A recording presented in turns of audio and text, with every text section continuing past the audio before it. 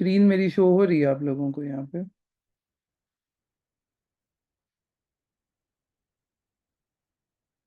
Okay. Screen show हो रही है, आप एक मैसेज में लिख के बता दो मुझे।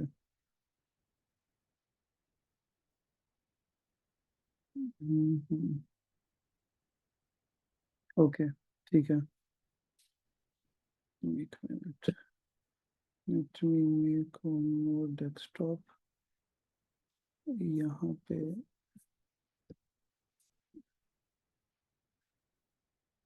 इसको उठा के इस पे ले जाते हैं। यहाँ पे हम जूम कर लेंगे।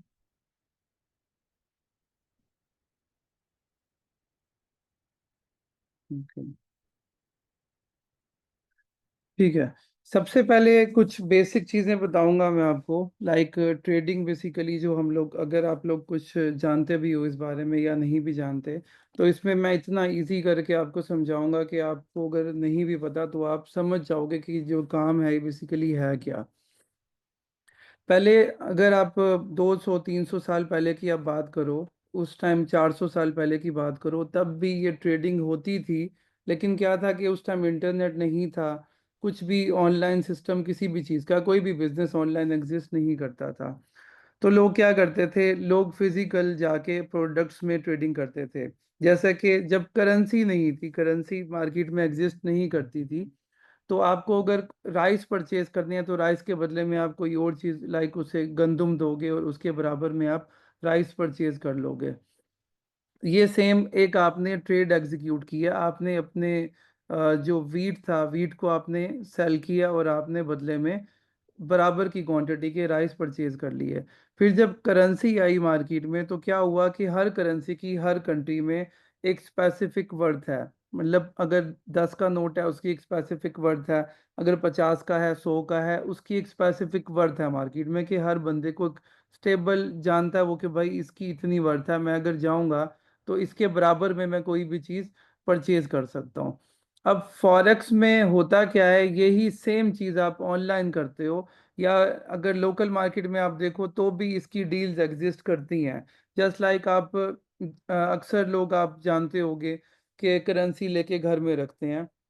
वो क्या करते हैं, पाकिस्तान की बात करें तो वो जाते हैं एक्सचेंजर के पास, कुछ लाख रुपए, कुछ हजार रुपए उसको दे के बदले में डॉलर, पाउंड, यूरोस, कोई भी एक करेंसी परचेज करते हैं। अब उनका मकसद क्या होता है उसको परचेज करने का, कि मेरे पास जो करेंसी है लाइक PKR है, वो उसकी वैल्यू इंक्रीज नहीं कर रही है, उसकी वैल्यू डिक्रीज कर रही है। तो मैं उसको किसी ऐसे एसिड में, ऐसी करेंसी में शिफ्ट कर लूँ जिससे मुझे फायदा हो, जिसका रेट बढ़ने से मुझे प्रॉफिट हो। तो वो अपने PKR को स्विच कर लेते हैं डॉलर में। इसी तरह किसी भी और चीज़ में, लोग गोल्ड में भी स्विच करते हैं, लोग प्रॉपर्टी में भी स्विच करते हैं। ये टोटल ओवरऑल पूरी दुनिया में जो चीज़ हो रही है ना, ये टोटल एक ट्रेडिंग ही हो रही है। अब इसी चीज़ को अगर आप ऑनलाइन देखते हो तो आपको क्या मिलता है, forex trading, crypto trading, stocks trading, ये सब कुछ है सेम, बस उसमें प्रोडक्ट्स जो है ना वो चेंज है। कि आप बेसिकली अपनी करेंसी को स्टॉक्स में शिफ्ट कर रहे हो कि जी ये स्टॉक्स जो है इस कंपनी का, उसका रेट अप जाएगा तो मुझे इसमें प्रॉफिट होगा। सेम ऐसे ही आप करेंसीज में इन्वेस्ट करते हो, लाइक यूरो, पाउंड, डॉलर में इंटरनेट, वो तरह से करते हैं वो मैं आपको बताऊंगा साथ। अच्छा, अब ये बेसिकली वेबसाइट है, जो लोग बिगनर हैं मैं उनको बताऊंगा कि इसको आप नोट डाउन कर लें। ये बेसिकली पूरा एक स्कूल है इस वेबसाइट में, बेबी पिप्स के नाम से है। अगर आप ट्रेडिंग सीखना चाहते हो कुछ कंटेंट पढ़ के, जैसे आपको अगर वीडियो लेक्चर चाहिए होते हैं, आप यूट्यूब पे जाके सर्च करते हो। आपको अगर कंटेंट चाहिए तो आप गूगल पे जाके सर्च करते हो। तो इसमें आपको इससे बेस्ट वेबसाइट सीखने के लिए, पढ़ने के लिए बेसिकली नहीं मिलेगी बेबी पिप्स। इसमें आप लर्न फॉरेक्स पे जाओगे, वहाँ पे आपको ये प्री स्कूल मिलेगा जो आप ज्वाइन करोगे, ये आपकी पूरी प्रोग्रेस भी ट्रैक करेगा अगर आप इसको लॉग इन कर लेते हो। इसमें आपको कोर्सेज मिलेंगे, आप देख लो यहाँ पे। जो प्री स्कूल है इसमें ऑलमोस्ट 372 लेसन्स हैं, ठीक है ना। अब यहाँ पे ये पहला पहला टॉपिक, कि जो हम इस टाइम पे यहाँ पे आप लोग भी आए हैं, मैं भी बैठा हूँ, आपको क्या सिखाने के लिए बैठे हैं कि बेसिकली फॉरेक्स है क्या। फॉरेक्स है क्या और वो हम किस तरह से करते हैं, ये सारा हम आपको बताएंगे। अब यहाँ पे ये वही चीज़ जो मैंने आपको भी बताई है ना, ये बोल रहा है कि जी ट्रेडिंग में आप ये बाद में पढ़ोगे तो ठीक है, लेकिन मैं आपको थोड़ा सा सिंपल वर्ड्स में खुद ही बता देता हूँ कि ये सेम वही चीज़ है कि आप एक एक्सचेंजर के पास जाए गए और आपने उसको एक करेंसी दे के बराबर में दूसरी करेंसी परचेज कर ली। आपने डॉलर परचेज कर लिए, 2 दिन बाद 3 दिन बाद आप दोबारा उसके पास गए, आपने उससे पूछा डॉलर का रेट क्या है, आपको अगर 290 पे डॉलर मिला था पीकेआर में, उसका रेट 295 हो गया, तो आपको $1 पे 5 रुपये बीच में प्रॉफिट हो रहा है, जो कि आप उसको बेचोगे तो अपना प्रॉफिट पीकेआर में आप ले लोगे। तो इसमें ये आपको वही बता रहा है कि फॉरेक्स बेसिकली फॉरेन करेंसी को बोलते हैं, कि फॉरेन करेंसी में शफल करना और आपस में बाय सेल करना फॉरेक्स ट्रेडिंग होती है। ठीक है, ये बोल रहा है कि हाउ टू ट्रेड फॉरेक्स। इसमें आपको अभी सॉफ्टवेयर पे लेके चलेंगे, वहां पे हम आपको बताएंगे कि ट्रेड बेसिकली हम करते किस तरह से हैं। ठीक है, ये भी वही क्वेश्चन है। अच्छा, हु ट्रेड फॉरेक्स, बेसिकली कौन लोग होते हैं जो ट्रेडिंग में पार्टिसिपेट करते हैं। इसमें एक बहुत बड़ी मकदार में रिटेल ट्रेडर्स होते हैं, just like you, just like me. मतलब कि वो लोग जिनके पास एक पैसा है, सेविंग है या इन्वेस्टमेंट है, वो उस पैसे को उठा के ट्रेडिंग में इंटरनेशनल मार्केट में इन्वेस्ट करते हैं। इसमें जो लोग हिस्सा लेते हैं उसमें रिटेल ट्रेडर्स हैं, आपकी तरह और हमारी तरह। फिर इसमें आ जाते हैं बैंक्स। बैंक्स क्या करते हैं, मैं आपको एक एग्जांपल देता हूँ। यहाँ पे हम एक एग्जांपल लेते हैं। आप अक्सर देखते हो मार्केट में, बैंक्स में लोग जाते हैं फिक्स डिपॉजिट पे पैसा रखते हैं, ठीक है ना। फॉर एग्जांपल आपने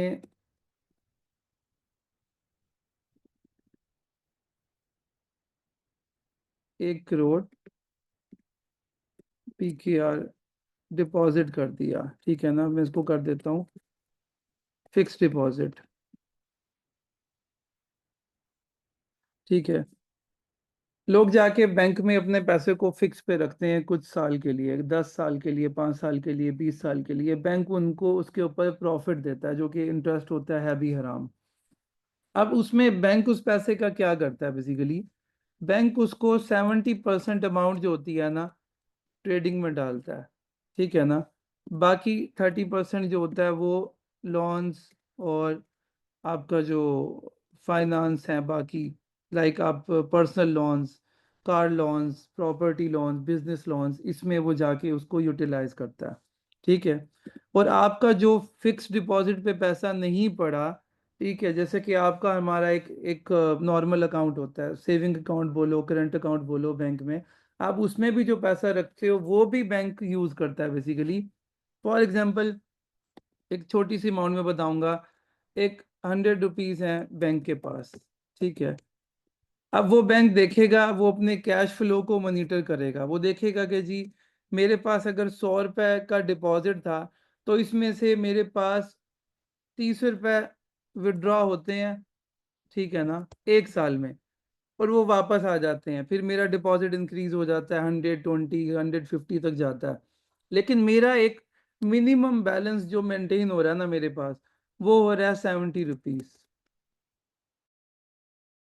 ये 70 है मेरे पास बैंक में, वो है जिसको लोग यूज नहीं कर रहे। ऐसे लोग बहुत हैं जिनके पास अरबों रुपए पड़े हैं, करोड़ों पड़े हैं, जो वो यूज नहीं करते, ऊपर का पैसा वो निकालते हैं, बाकी वो सेविंग करते हैं, ठीक है ना। अब वो 70 रुपीज जो पड़े हैं ना, उसमें से भी 50 रुपीज वो इन्वेस्ट कर देगा ट्रेडिंग में, ठीक है।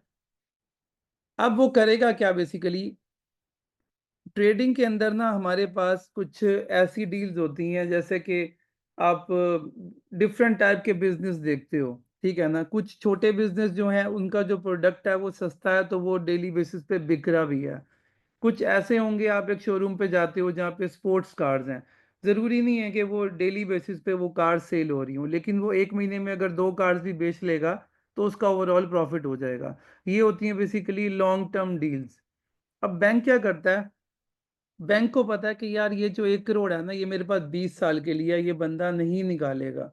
ठीक है ना, इस पे वो लॉन्ग टर्म डील्स में भी खेलेगा, लॉन्ग टर्म डील्स पे भी इन्वेस्ट करेगा, वो उन स्टॉक्स पे उन करेंसीज पे इन्वेस्ट करेगा जो डाउन आई हुई हैं और थोड़ा उनको टाइम लगेगा अब जाने में। ठीक है। लेकिन ये पैसा वो है कि जिसमें वो ये नहीं सोच सकता कि किस टाइम मेरा कैश फ्लो 70 रुपीज से कम आ सकता है। ठीक है ना, कि लोग पैसा निकाल सकते हैं और मैंने अगर लॉन्ग टर्म डील्स की हुई हैं, मुझे उसको लिक्विडेट करने में थोड़ा टाइम लग जाएगा। अब वो क्या करेगा, इसके ऊपर वो शॉर्ट टर्म ट्रेडिंग करेगा, इसके ऊपर वो लॉन्ग टर्म ट्रेडिंग करेगा। मतलब कि जैसे मैंने आपको सिंपल सी एग्जांपल दिया है कि वो इस पे वो ऐसे प्रोडक्ट्स में ट्रेड करेगा जो जल्दी क्लोज हो जाएं। ठीक है ना, जिसमें बेशक प्रॉफिट कम हो लेकिन जल्दी क्लोज हो जाएं। इसमें वो ऐसे प्रोडक्ट्स में करेगा जो बेशक लॉन्ग टर्म चलें लेकिन मुझे एक हैंडसम प्रॉफिट आ जाए, आफ्टर 6 मंथ, आफ्टर 1 ईयर मैं उसमें एक अच्छा प्रॉफिट ले जाऊं। ठीक है। अब ये जो बंदा आया था ये वाला, ठीक है ना, 1 करोड़ इसने डिपॉजिट किया था।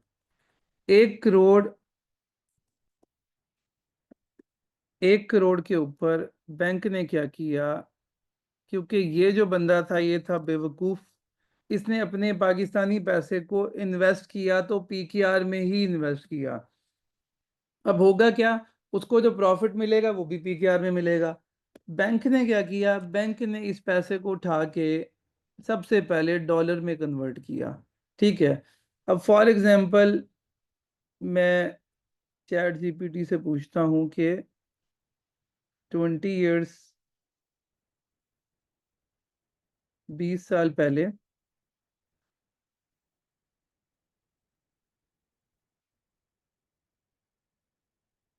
पहले,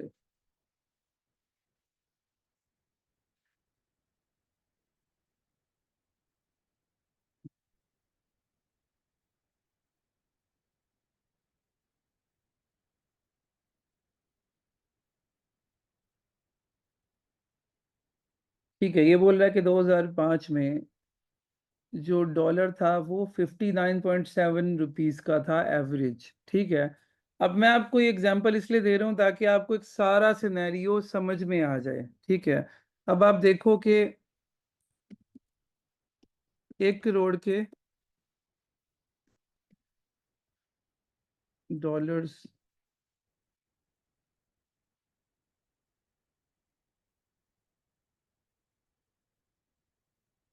20 साल पहले के रेट पे। ठीक है। बैंक के पास उसने 1 करोड़ दिया, उसने सबसे पहले क्या किया, उसने ट्रेडिंग में तो इन्वेस्ट करना ही करना है, लेकिन सबसे पहले उसने उसके पैसे को पीकेआर से शिफ्ट कर लेना है यूएसडी में, डॉलर में। ठीक है। अब यहाँ पे ये बोल रहा है कि ये अमाउंट बनेगी। ठीक है। ये मैंने यहाँ पे लिख लिया, 1 करोड़ के 1,67,510 डॉलर, सॉरी 20 साल पहले बैंक ने ले लिए। अब इस पैसे से जो वो इन्वेस्टमेंट करेगा, जो ट्रेडिंग में वो कमाएगा, वो सेपरेट है। मैं सिर्फ आपको ये बता रहा हूँ कि उसने जो 20 साल पहले बैंक को पैसा दिया था, उसने सिर्फ उसको जो डॉलर में कन्वर्ट किया था और 20 साल बाद उसने उसको वापस पीकेआर में रिटर्न किया, तो उसने कितना उसमें कमाया। सिर्फ एक सिंपल सी चीज, जो इस पे प्रॉफिट बनाएगा, ट्रेडिंग करेगा, इस पैसे को इंटरनेशनल मार्केट में यूज करेगा, वो एक सेपरेट चीज है। ठीक है।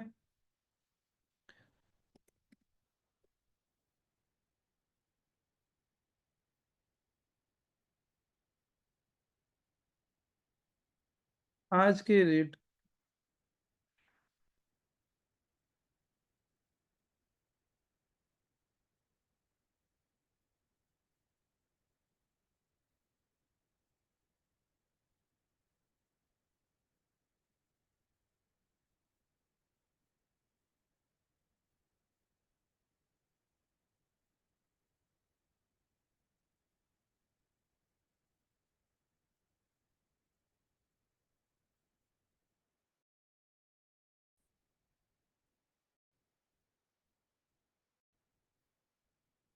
ये मॉडल है।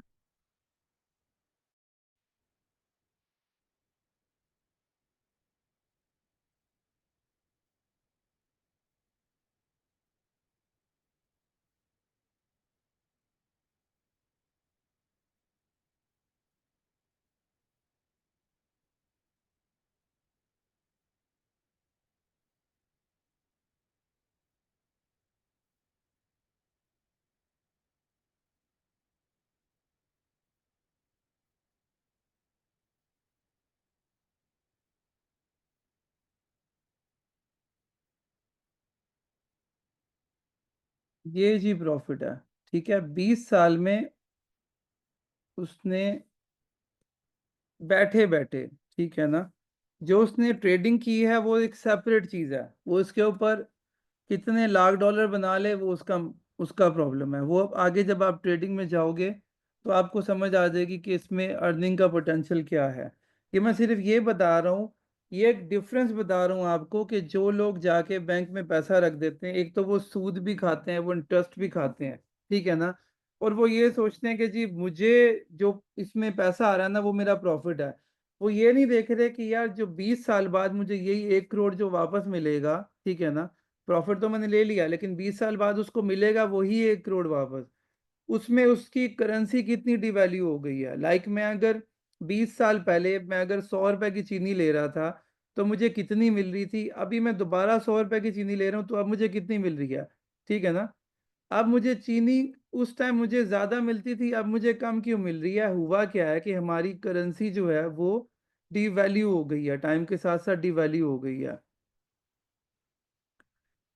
ये कौन है, शाहजेब, इसको रिमूव करो। ये कौन है, रिमूव पार्टिसिपेंट रिमूव नहीं करो लेकिन इसको इसका जो टूल है ना वो हाइड कर दो फिलहाल। अच्छा, ये उस बैंक ने प्रॉफिट बनाया इस चीज के अंदर ना। अभी बैंक के ऊपर जो आप पैसा रखते हो उसमें होता क्या है कि बैंक आपके कार्ड स्वैप से 18 रुपए जो कमा रहा है उससे नहीं चला रहा वो अपनी। अब एचबीएल की 150-200 ब्रांचेज होंगी, उसकी जो सैलरीज जा रही हैं लोगों की, उसके जो एक्सपेंसेस जा रहे हैं वो आपके इस 18 रुपए की स्वैप से नहीं जा रहे, आपके बैंक के टैक्स से नहीं जा रहे, जो आप चेक कैश करते हो उससे नहीं जा रहे। बैंक आपके पैसे को यूज कर रहा है, वो आपके पैसे को जो सिक्योरिटी दे रहा है ना उसका वो फायदा उठा रहा है कि वो यहाँ से आगे मार्केट में पैसा फेंक के कमा रहा है। अच्छा, अब हम ये वापस यहाँ पे आ जाते हैं। अब ये मैंने आपको बता दिया कि जो हम लोग हैं इंडिविजुअल्स, हम क्यों आते हैं इस काम के अंदर। हम इसलिए आते हैं कि हमें उसमें ट्रेडिंग करनी है और अपना एक प्रॉफिट बनाना है, अपने घर का सर्कल चलाना है। लेकिन बैंक जो आता है ना, बैंक बेसिकली अपने फंड्स को यूटिलाइज करने के लिए आता है। जो पैसा उसके पास लोगों का है उससे वो कमाने के लिए आता है मार्केट में। अच्छा, अब यहाँ पे एक क्वेश्चन और आ गया कि वाई ट्रेड फॉरेक्स, के जी दुनिया में और बहुत सारे बिजनेस हैं, एक यही काम क्यों है कि हम यही काम ही क्यों करें, और काम भी बहुत सारे हैं। अब मैं आपको कुछ डिफरेंस बताऊंगा बाकी बिजनेस में और इस बिजनेस में। देखें, सबसे पहली चीज मैंने आपको बैंक की मिसाल दी। पूरी दुनिया के बैंक ये काम करते हैं, पूरी दुनिया की इंश्योरेंस कंपनीज ये काम करती हैं, ठीक है। वो क्यों करते हैं, वो बेसिकली उन्होंने भी कुछ सोचा होगा ना। वो लोग भी सोच समझ के, उनके भी सीएफएस होते हैं, पूरी उनकी रिसर्च होती है। इतना कुछ दुनिया में इतने बिजनेस होने के बावजूद बैंक दो कामों में जाता है, एक फॉरेक्स ट्रेडिंग का, एक प्रॉपर्टी का। इन दो कामों में बैंक इन्वेस्ट करता है बेसिकली, ठीक है। अब वो डिफरेंस क्या है बेसिकली जिसको देख के वो लोग इम्प्रेस होते हैं और इस काम में आते हैं। मैं आपको यहाँ पे दोबारा से कुछ एग्जांपल्स दूंगा, ठीक है। लोकल मार्केट हो गई एक, और फॉरेक्स मार्केट, ठीक है। अब हम देख लेते हैं कि जी एक इंसान जिसके पास पैसा है, उसके पास 5,000 डॉलर है, ठीक है ना, इक्वलेंट टू पी के आर जितना भी वो होगा, उसके पास 5,000 डॉलर हैं। वो अगर उसको लोकल मार्केट में इन्वेस्ट करता है और अगर उसको वो इंटरनेशनल मार्केट में इन्वेस्ट करता है तो उसमें उसको क्या बेनिफिट होगा, कि वो क्या देख के उसमें जाएगा। सबसे पहले एक सिंपल सा प्रोडक्ट उठाते हैं हम उठा लेते हैं गोल्ड। गोल्ड आप लोगों आप सब लोग जानते भी हो और सब लोगों को वो समझ में भी आ जाएगा, तो इसलिए मैं हम लोग गोल्ड से स्टार्ट करते हैं। एक बंदा जिसके पास 5,000 डॉलर हैं वो गोल्ड का बिजनेस करना चाह रहा है। अब सबसे पहले होगा क्या कि उसको गोल्ड की पहचान भी होनी चाहिए, ठीक है ना। इश्यूज क्या आएंगे उसको, क्वालिटी का इशू आएगा, ठीक है ना, सिक्योरिटी का इशू आएगा, ठीक है। क्वालिटी का इशू कि आप अगर मार्केट में जाओगे, आपने परचेज करना है, जाहिर सी बात है जब बेचने जाओगे वो बोलेगा जी ये तो क्वालिटी अच्छी नहीं है, आपको अगर पता नहीं है। ये भी हो सकता है कि अगर बंदा बिल्कुल अनएक्सपीरियंस्ड है, उसको कोई इतनी गंदी क्वालिटी का दे जो बाद में बिके नहीं, कोई नकली सोना दे दे उसको और वो ले ले, उसको एक्सपीरियंस नहीं है, ये भी हो सकता है, ठीक है ना। तो सबसे बड़ा प्रॉब्लम पहला आ गया क्वालिटी का। सेकंड नंबर पे आ गया सिक्योरिटी, ठीक है ना? कि आप वो $5000 लेके गए हो, पहली चीज़ ये है कि आप अभी लेने जा रहे हो, रास्ते में आपको किसी ने लूट लिया। दूसरी चीज़ ये है कि आप वहाँ से लेके आ रहे हो, रास्ते में आपको किसी ने लूट लिया। तीसरा ऑप्शन, आप दोनों चीज़ों में कामयाब हो गए हो। अब गोल्ड लेके आए हो, आपको पता है कि दुनिया में बहुत कम ऐसे कंट्रीज़ हैं जहाँ आप इतने सिक्योर हो कि आप गोल्ड को घर में रख सकते हो। अब अगर आप ऐसे कंट्री में नहीं हो, तो फिर क्या होगा, आपके घर में भी प्रॉब्लम हो सकता है, घर से भी चोरी हो सकता है। आपके माइंड में क्या आएगा कि यार इस गोल्ड को मैं किसी सेफ जगह पे रखूँ। आप उसे बैंक में रखते हो। बैंक में रखोगे, आपको पर मंथ उसका या पर ईयर आपको उसके चार्जेस पे करने पड़ेंगे। अब होगा क्या कि पहली चीज़, लोकल मार्केट में हमने क्या देखी कि यहाँ पे इन्वेस्टमेंट करने के बाद भी आपके एक्सपेंसेस हैं, ठीक है? इन्वेस्ट तो आपने कर दिया $5000, अब जब तक वो गोल्ड की प्राइस ऊपर नहीं जाएगी, आप उसको बेचोगे नहीं, आपके पैसे जो हैं, आपकी इन्वेस्टमेंट बढ़ती जाएगी, ठीक है ना? अगर हर महीने आप $100 उसकी कॉस्ट पे कर रहे हो, होल्डिंग चार्जेस, तो आपकी कॉस्ट बढ़ती जाएगी जब तक वो बिकेगा नहीं, ठीक है? अब आपने वहाँ से उठाया, गोल्ड की प्राइस बढ़ गई, अब दोबारा से सेम प्रोसेस, आप दोबारा से डील करोगे। आप गोल्ड को बैंक से निकालोगे, आप वहाँ पे जाओगे, मार्केट में उसको सेल करोगे, आप बार्गेनिंग करोगे, आप पैसा उठा के फिर लाओगे।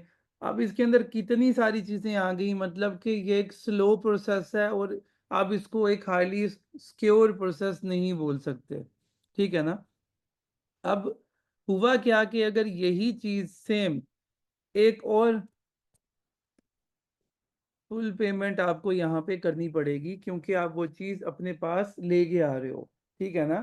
आप अगर गोल्ड परचेज़ करना चाह रहे हो वहाँ पे, आप उसको पूरा $5000 का गोल्ड लेना है, तो पूरा $5000 आप उसको दोगे, ठीक है ना? मतलब कि आपकी पूरी इन्वेस्टमेंट उसी एक चीज़ में चली जाएगी। ये हो गई लोकल मार्केट। अब हम आ गए इंटरनेशनल मार्केट में, ठीक है? अब लोकल मार्केट में क्या था, यहाँ पे एक चीज़ थी कि यहाँ पे सब लोग इन्वेस्टर नहीं हैं, ठीक है? अब गोल्ड की शॉप पे जब आप इन्वेस्टमेंट के लिए गए हो, वहाँ पे कुछ ऐसा भी आया होगा बंदा जो अपनी शादी के लिए ज़ेवर ले रहा होगा, कोई किसी को गिफ्ट करने के लिए ले रहा होगा, कोई इन्वेस्टमेंट के लिए ले रहा होगा, ठीक है ना? तो मतलब हर बंदे का एक डिफरेंट पर्पज़ है। लेकिन इंटरनेशनल मार्केट में यहाँ पे आपको 100% इन्वेस्टर्स मिलेंगे। ये टोटल मार्केट है ही इन्वेस्टर्स की, क्योंकि यहाँ पे इंटरनेशनल मार्केट में आपको ये नहीं होता कि आप घर के लिए चीज़ परचेज कर रहे हो। अब सेम वही चीज़ जो हमने यहाँ लोकल मार्केट में देखी थी, उसको हम कंपेयर करते हैं इंटरनेशनल मार्केट से। सबसे पहले हम आ जाते हैं क्वालिटी, ठीक है ना? आपको इंटरनेशनल मार्केट में क्वालिटी का इशू ही नहीं है। आप मार्केट में जो गोल्ड अवेलेबल है सबके लिए वही है। आप जो ले रहे हो वो आप बेचोगे, अगला भी वही लेगा, आप उस वो भी आगे सेल करेगा तो वो ही लेगा। मतलब कि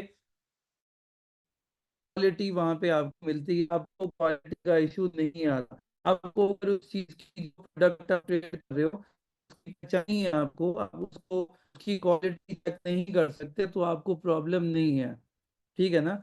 तो सबसे पहले हो गया कि क्वालिटी का इशू आपका खत्म हो गया यहाँ पे। अब यहाँ पे सिक्योरिटी की बात करो, तो सिक्योरिटी में आपका प्रोडक्ट है ही एक्सचेंज में, ठीक है ना? आपने परचेज़ किया, वो प्रोडक्ट आपका एक्सचेंज में पड़ा हुआ है। आपने अभी लिया, आप कल सेल कर दो, आप परसों सेल कर दो, आपको सिक्योरिटी का भी इश्यू नहीं है। ऐसा नहीं है कि आपका प्रोडक्ट चोरी हो गया। अब हम आ जाते हैं फुल पेमेंट के ऊपर। आप जब लोकल मार्केट में ट्रेड करते हो किसी भी प्रोडक्ट में, आप पूरी पेमेंट आपकी वहाँ पे लगेगी, ठीक है ना? इंटरनेशनल मार्केट में क्या होता है कि आप उस प्रोडक्ट को डिलीवर नहीं करा रहे, आपने वो इन्वेस्टमेंट पर्पस के लिए लिया है। जैसे कि आप डीएचए में एक प्लॉट परचेज करते हो, फाइल परचेज करते हो। अब सेम एग्जांपल मैं आपको डीएचए के प्लॉट से दे देता हूँ। एक सोसाइटी में एक होता है प्लॉट, एक होती है फाइल। अब प्लॉट में क्या है कि जिस बंदे ने अपना घर बनाना है वो तो लेगा प्लॉट, उसको फाइल तो नहीं चाहिए। लेकिन जिसने इन्वेस्टमेंट करनी है वो फाइल पे जाएगा। अब प्लॉट पे क्या होगा, उसकी पूरी इन्वेस्टमेंट लगेगी, क्योंकि वो चाहता है कि मुझे इसका कब्जा मिल जाए और ये प्लॉट मेरे पास आ जाए, मैंने इस पे घर बनाना है। इसी तरह जो इन्वेस्टर है वो बेसिकली फाइल पे जाएगा। अब फाइल की प्राइस अगर फॉर एग्जांपल आपके प्लॉट की प्राइस है जी, फॉर एग्जांपल 50 लाख, तो आपकी फाइल की प्राइस 7-8 लाख रुपए, 10 लाख, इतना डिफरेंस होगा बीच में। अब वो डिफरेंस क्यों है कि वो बेसिकली इन्वेस्टर्स के लिए है कि आपके पास भाई ये एक फाइल है, ये एक बेसिकली डॉक्यूमेंट है कि आपका एक्सचेंज के अंदर, मतलब उस मार्केट के अंदर एक कनाल का प्लॉट है आपके पास। इसी तरह आपने बेसिकली वो परचेज किया हुआ है। सेम इंटरनेशनल मार्केट में आप कोई भी चीज़ परचेज करते हो, आपके पास उसका बिल होता है, आपके पास उसका ऑनलाइन बिल होता है कि आपने ये टिकट नंबर है, आपने इस टिकट नंबर के ऊपर इतनी क्वांटिटी की ये चीज़ परचेज कर ली हुई है, ठीक है ना, जिसको आप जब मर्जी चाहो सेल कर सकते हो।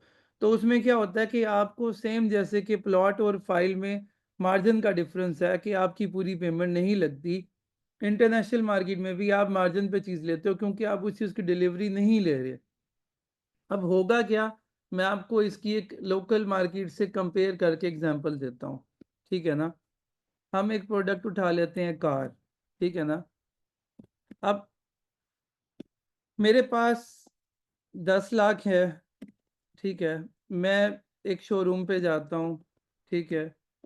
यहाँ पे मैं 10 लाख में एक कार परचेज करता हूँ। उस कार की प्राइस 10 लाख से 11 लाख होती है, तो मुझे 1 लाख प्रॉफिट हो जाएगा, ठीक है। 10 लाख लगाए मैंने, वो गाड़ी मैंने ली और मैंने उसको मार्केट में सेल किया और मुझे 1 लाख का प्रॉफिट हो गया, चाहे वो 1 महीने में सेल हुई, चाहे 2 महीने में, चाहे 6 महीने में। अब सेम यही सीन मैं, अगर ये गाड़ी मेरे पास इंटरनेशनल मार्केट में होती तो इसका प्रोसेस क्या होता, जैसे कि ट्रेडिंग में होता है। आप गए, आप हो इन्वेस्टर, ठीक है। आप एक बैंक के पास गए, आपने उसको डाउन पेमेंट की, ठीक है, 1 लाख डाउन पेमेंट, ठीक है। आपने 10 कार्ड्स ले ली उसी पैसे में, वही गाड़ी जो आप यहाँ पे ले रहे थे, एक गाड़ी 10 लाख में आ रही थी, यहाँ पे आपने डाउन पेमेंट की और आपके पास 10 कार्ड्स आ गई। अब आपको अगर सेम गाड़ी में, एक गाड़ी आपने यहाँ ली थी 10 लाख में, यहाँ 10 लाख में आपने 10 गाड़ियाँ ले ली 1-1 लाख दे के।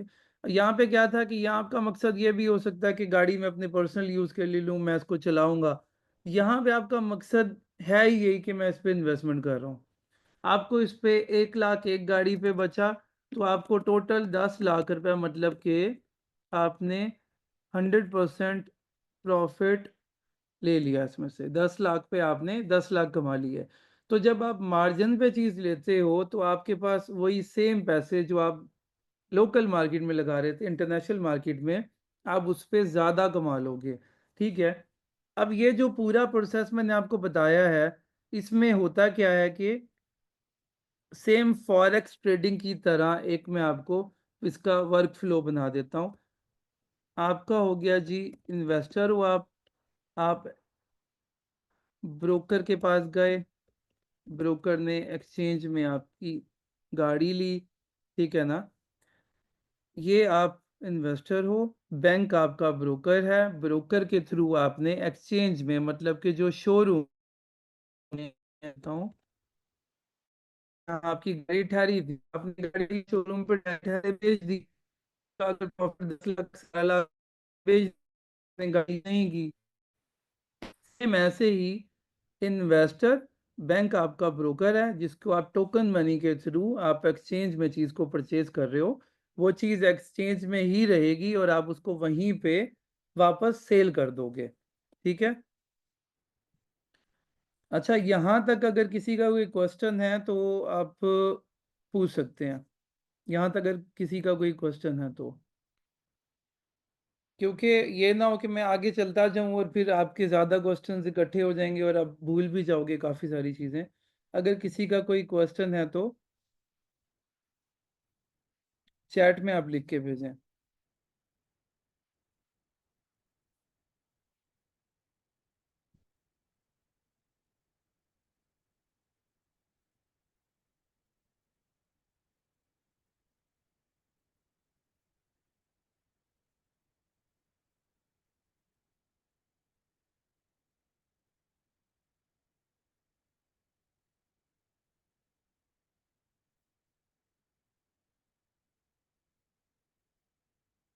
अगर किसी का क्वेश्चन है हैंड रेज करें, आपको अनम्यूट करेंगे। और यहाँ तक अभी जहाँ तक मैं बता चुका हूँ, आपका जो क्वेश्चन होगा मैं चाह रहा हूँ साथ साथ क्लियर करते जाएं हम लोग।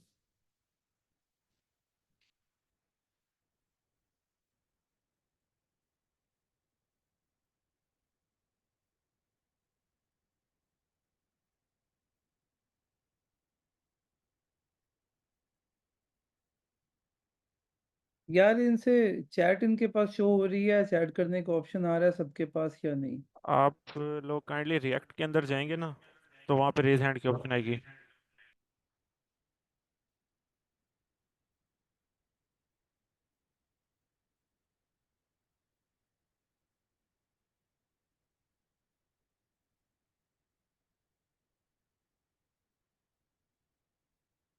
अगर क्वेश्चन नहीं है तो आप नो लिख दें ताकि हम आगे चलें, टाइम बचेगा।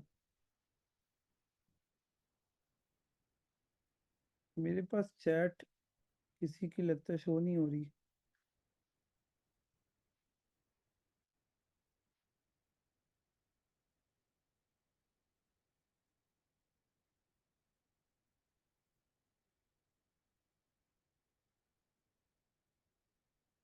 किसी का कोई क्वेश्चन नहीं है, यहाँ तक समझ आ गया आप लोगों को?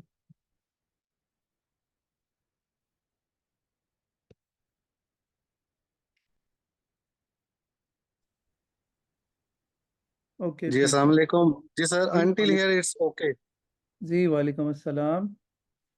यहाँ तक तो समझ आ गया सर, कंटिन्यू करें आगे, फिर आगे देखते हैं। ब्रदर नाम अपना बताएंगे? सलमान साहब। ठीक है। सलमान। ठीक है चलें, ठीक है मैं आगे कंटिन्यू कर। शजेब म्यूट कर दें बाकी सबको आप। हम्म। अच्छा ठीक है। ठीक है, ये मैंने अभी आपको ना मार्जिन का ऑलरेडी समझा दिया हुआ है। मैंने आपको यहाँ पे जो बताया ना अभी, कि यहाँ पे आप फुल पेमेंट पे काम कर रहे हो, यहाँ पे आप डाउन पेमेंट पे काम कर रहे हो। डाउन पेमेंट को मैं मार्जिन ही बोल रहा हूँ बेसिकली। मार्जिन बेसिकली होता क्या है कि आप ट्रेडिंग के अंदर आप एक स्पेसिफिक थोड़ी सी अमाउंट देते हो और आप उस चीज़ को परचेज कर लेते हो, ठीक है ना। फिर आप उस चीज़ का जो भी प्रॉफिट लॉस होगा वो आप बियर करते हो, ठीक है ना। प्रॉफिट होगा तो वो भी आपका है, अगर लॉस होगा तो वो भी आपके पास पीछे बैकअप होना चाहिए। भी हम आगे जा रहे हैं, इस वेबसाइट को आप लोग नोट कर लें ताकि आप इसको आगे रीड भी करें।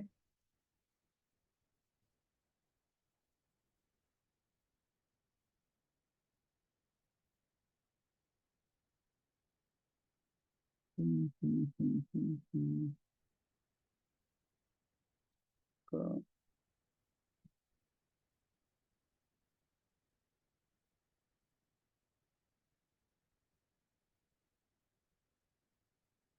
का नेक्स्ट का बटन कहाँ गया?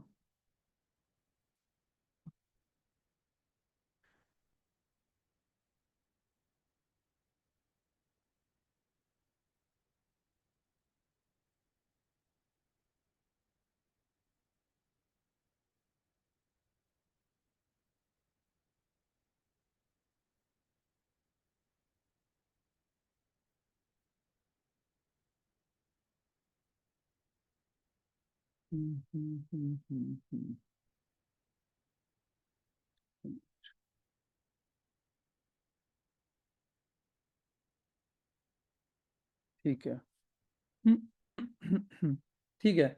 ये ब्रोकर्स का भी मैं आपको बता चुका हूँ, लेकिन मैं आपको एक दफ़ा फिर भी बता देता हूँ कि जस्ट लाइक मैं एग्जांपल देता हूँ आपको एक सिंपल सी।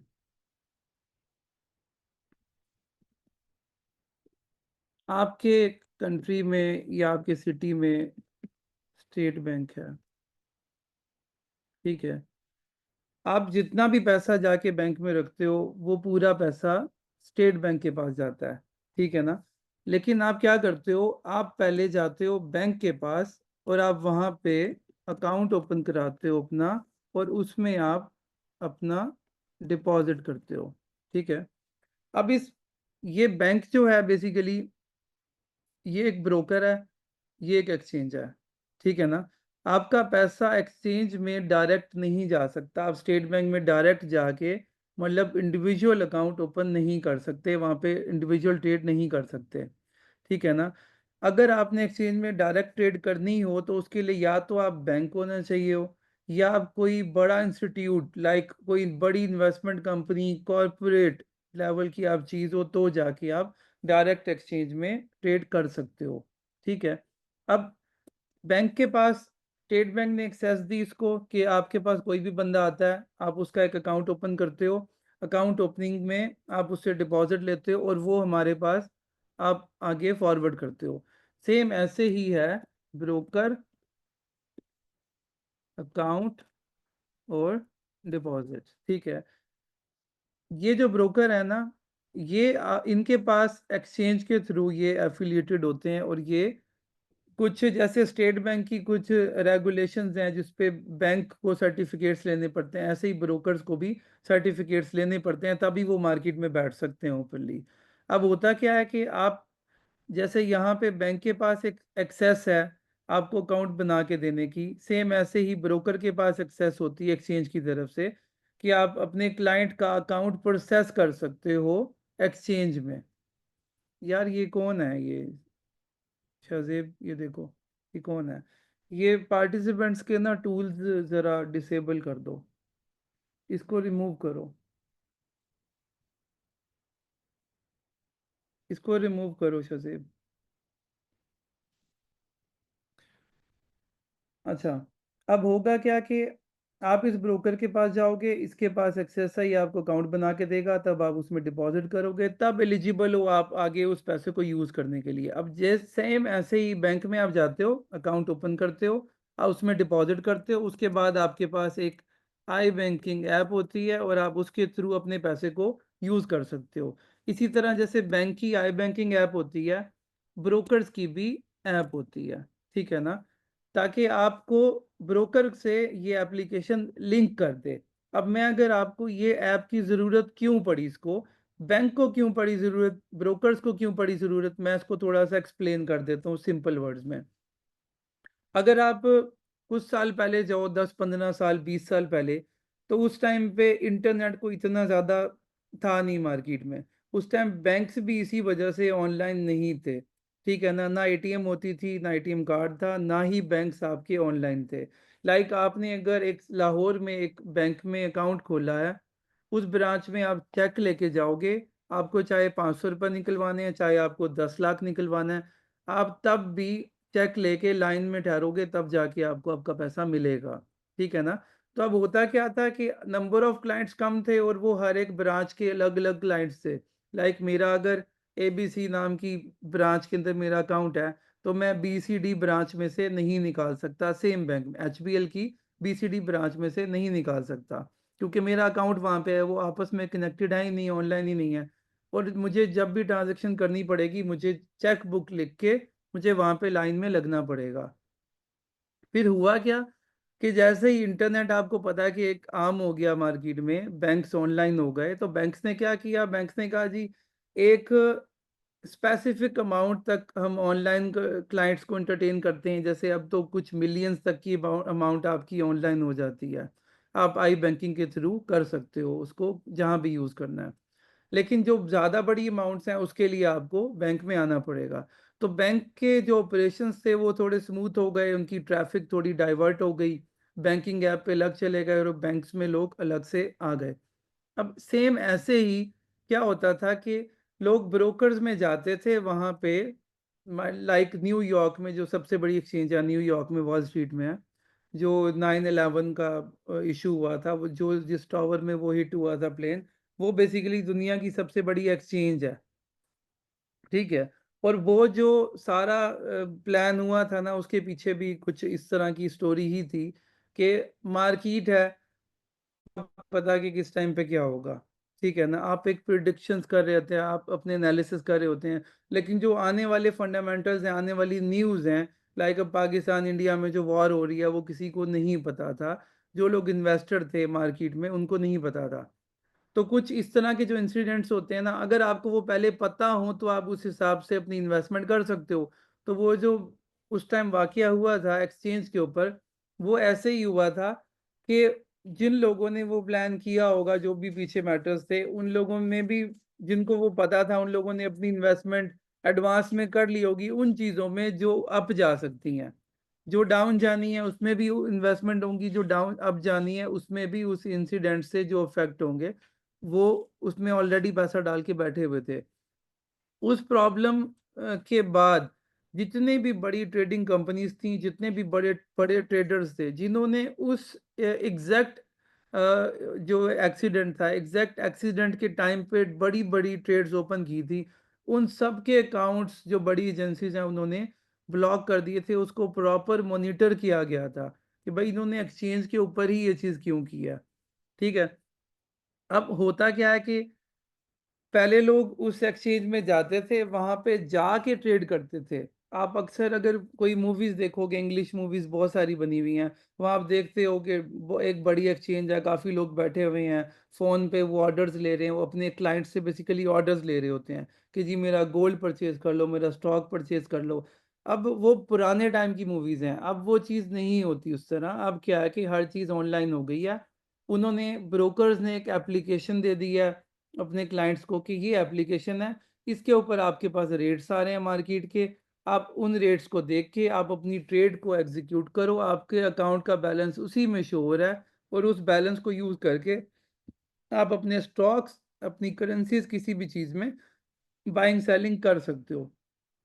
तो उनकी जो ट्रैफिक है वो डाइवर्ट हो गई है। फिर एक बेनिफिट और हुआ है कि जैसे फॉर एग्जांपल आप देखते हो पाकिस्तान में बैठ के लोगों ने यूएसए में बैंक ओपन किए हुए हैं, जो लोग ई कॉमर्स कर रहे हैं यूएसए में बैंक ओपन किए हुए हैं। वो क्यों किए हुए हैं कि बैंक ने एक फैसिलिटी दे दी है ऑनलाइन होने की कि मेरे पास अब पूरी दुनिया से अकाउंट ओपन कर सकते हो आप। तो बैंक को भी यही फायदा हुआ कि उसको पूरी दुनिया से क्लाइंट मिलना शुरू हो गए। इसी तरह ब्रोकर्स को भी यही फायदा हुआ कि पहले अगर वो न्यूयॉर्क के क्लाइंट्स उसको मिल रहे थे, अब उसको पूरी दुनिया से क्लाइंट मिलना शुरू हो गए कि दुनिया में कहीं से भी बैठ के आप अकाउंट ओपन करके ट्रेड कर सकते हो। तो वॉल्यूम भी बढ़ गया, मार्केट में इन्वेस्टर्स भी बढ़ गए। ओके। ये मैं सारी चीज़ें आपको बता चुका हूँ, आप बाद में वेबसाइट ओपन करके भी पढ़ सकते हो। ठीक है।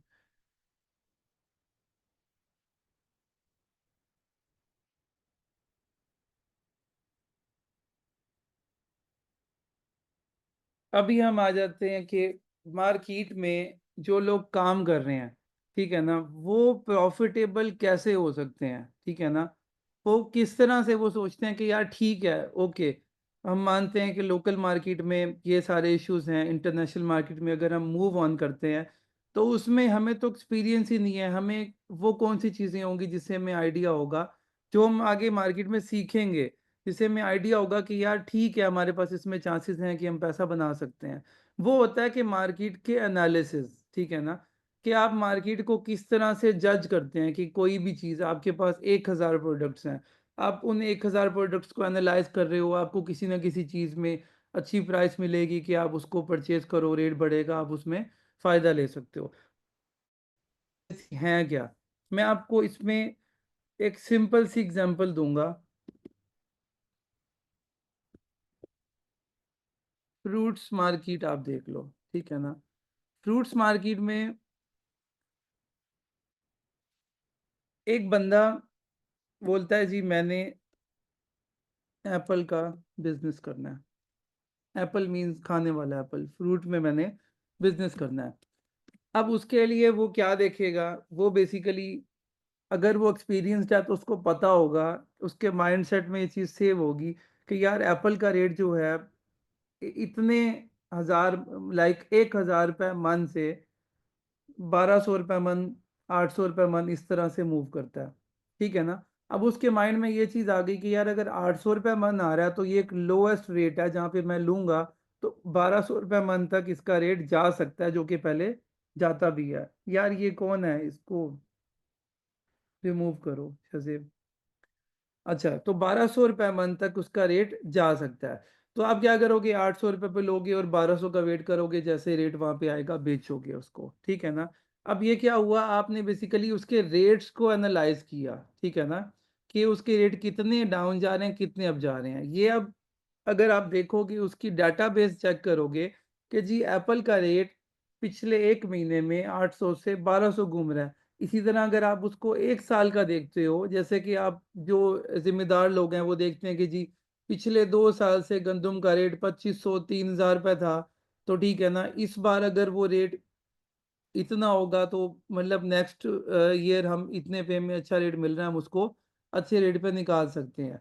अब होगा क्या, बेसिकली आप बेसिकली उसकी प्राइस को एनालाइज कर रहे हो बैक हिस्ट्री में जाके, ठीक है ना। अब इसी तरह से आप इस एप्पल के रेट को कुछ एक वेरिएंट्स में एनालाइज करते हो, डे प्राइस हाई लो, ठीक है ना, कि एक दिन की उसकी प्राइस कितनी अप डाउन जा रही है, इसी तरह वीकली, इसी तरह से मंथली, और इसी तरह से ईयरली, ठीक है ना, फिर 5 years, इस तरह से। अब ये एक क्या हुआ है कि एक एप्पल की प्राइस का चार्ट बना लिया आपने, आपने उसकी बैक टेस्टिंग की है कि फॉर एग्जांपल मैं आपको बताता हूँ कि अभी करंट रेट मैंने जैसे आपको बताया 1000 रुपीज पर टन चल रहा है फॉर एग्जांपल, और इसकी प्राइस ड्रॉप होती है और 500 रुपीज पर टन आ जाती है, ठीक है। और आप देखते हो कि यार 5 साल पहले जो एप्पल की प्राइस थी 500 रुपीज पर टन थी। अब क्या होगा, यहाँ से इन्वेस्टर अट्रैक्ट होगा, उसके माइंड में आएगा कि यार ये तो 5 साल पहले जितना नीचे था एप्पल का रेट उतने पे आया हुआ है, तो मतलब ये मेरे लिए एक अच्छी अपॉर्चुनिटी है, मैं इसको बाय कर सकता हूँ और मैं इसको सेल कर सकता हूँ। ये उसको कैसे पता लगा कि यार 5 साल पहले का रेट है, क्योंकि उसने मार्केट को एनालाइज किया था, उसने बैक हिस्ट्री में जाके एनालाइज किया था। अब हमारे पास क्या होता है ट्रेडिंग के अंदर, हमारे पास ये सारी चीजें कुछ क्लिक्स पे कैलकुलेट होती हैं। लाइक अगर यही एप्पल, मैं अगर एप्पल कंपनी उठा लूं कि एप्पल की कंपनी जो है, ये मैं भी आपको लाइव चार्ट पे भी दिखाऊंगा ये चीज कि हम इसको कैसे एनालाइज करते हैं। एप्पल की जो कंपनी है उसका शेयर 5 साल पहले कितना था, 1 डे में कितना हाई हो गया, मंथ में कितना हाई हो गया, ये हम कुछ क्लिक्स के ऊपर देख सकते हैं। हमें कोई चार्ट्स मैनुअल ड्रॉ नहीं करने पड़ते, कोई पेपर पेन पे नहीं करने पड़ते। ये हमारा जो ब्रोकर का सॉफ्टवेयर होता है उस पे ये बिल्ट इन हमें ये फीचर मिलते हैं कि हम लोग मेजॉरिटी में अक्सर जगह पे 1992 तक की हिस्ट्री हम देख सकते हैं। मतलब कि मैं देख सकता हूँ कि एप्पल के जो शेयर्स हैं वो 1992 में अगर थे तो उसकी प्राइस क्या थी, किस तरह से उसने ग्रो किया, और अभी जो प्राइस उसकी ड्रॉप हुई है, फॉर एग्जांपल कि अगर $200 पे एक शेयर था और वो $100 पे आया हुआ है, तो ये $100 पहले कब का रेट था, क्या वो 5 साल पहले या क्या वो 10 साल पहले ये रेट था। अगर था तो मैं देख सकता हूँ कि यार ठीक है ये एक अच्छा रेट है, मैं यहाँ पे चीज़ को ले सकता हूँ।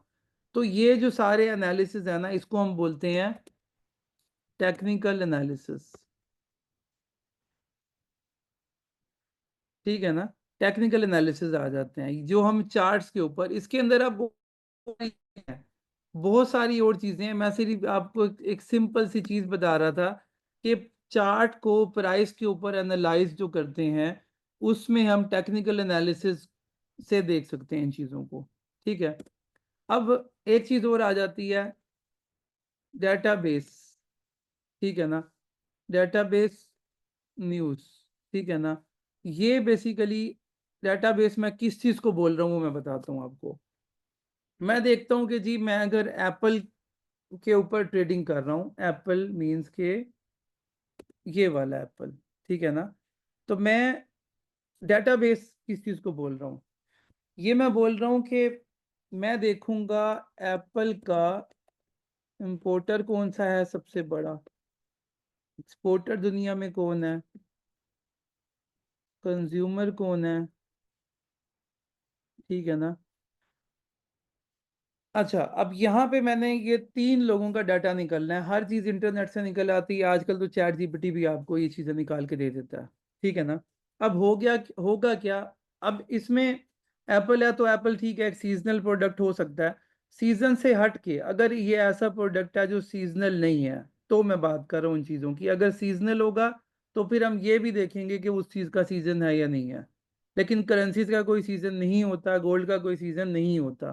ठीक है, ये सिर्फ मैं आपको एक एग्जांपल दे रहा हूँ। अब होगा क्या, फॉर एग्जांपल इन इन चीज़ों का अगर मेरे पास डेटाबेस आएगा तो मुझे क्या पता होगा कि जी जो सबसे बड़ा इंपोर्टर है वो क्या देगा, वो मार्केट में डिमांड देगा, वो मार्केट में डिमांड देगा कि मैं इस बार इतना एप्पल इंपोर्ट कर रहा हूँ। अगर वो मार्केट में इंपोर्ट कर रहा है, मार्केट में डिमांड आती है किसी भी चीज़ की, तो उसकी प्राइस अप जाने के चांसेस होते हैं। ठीक है ना?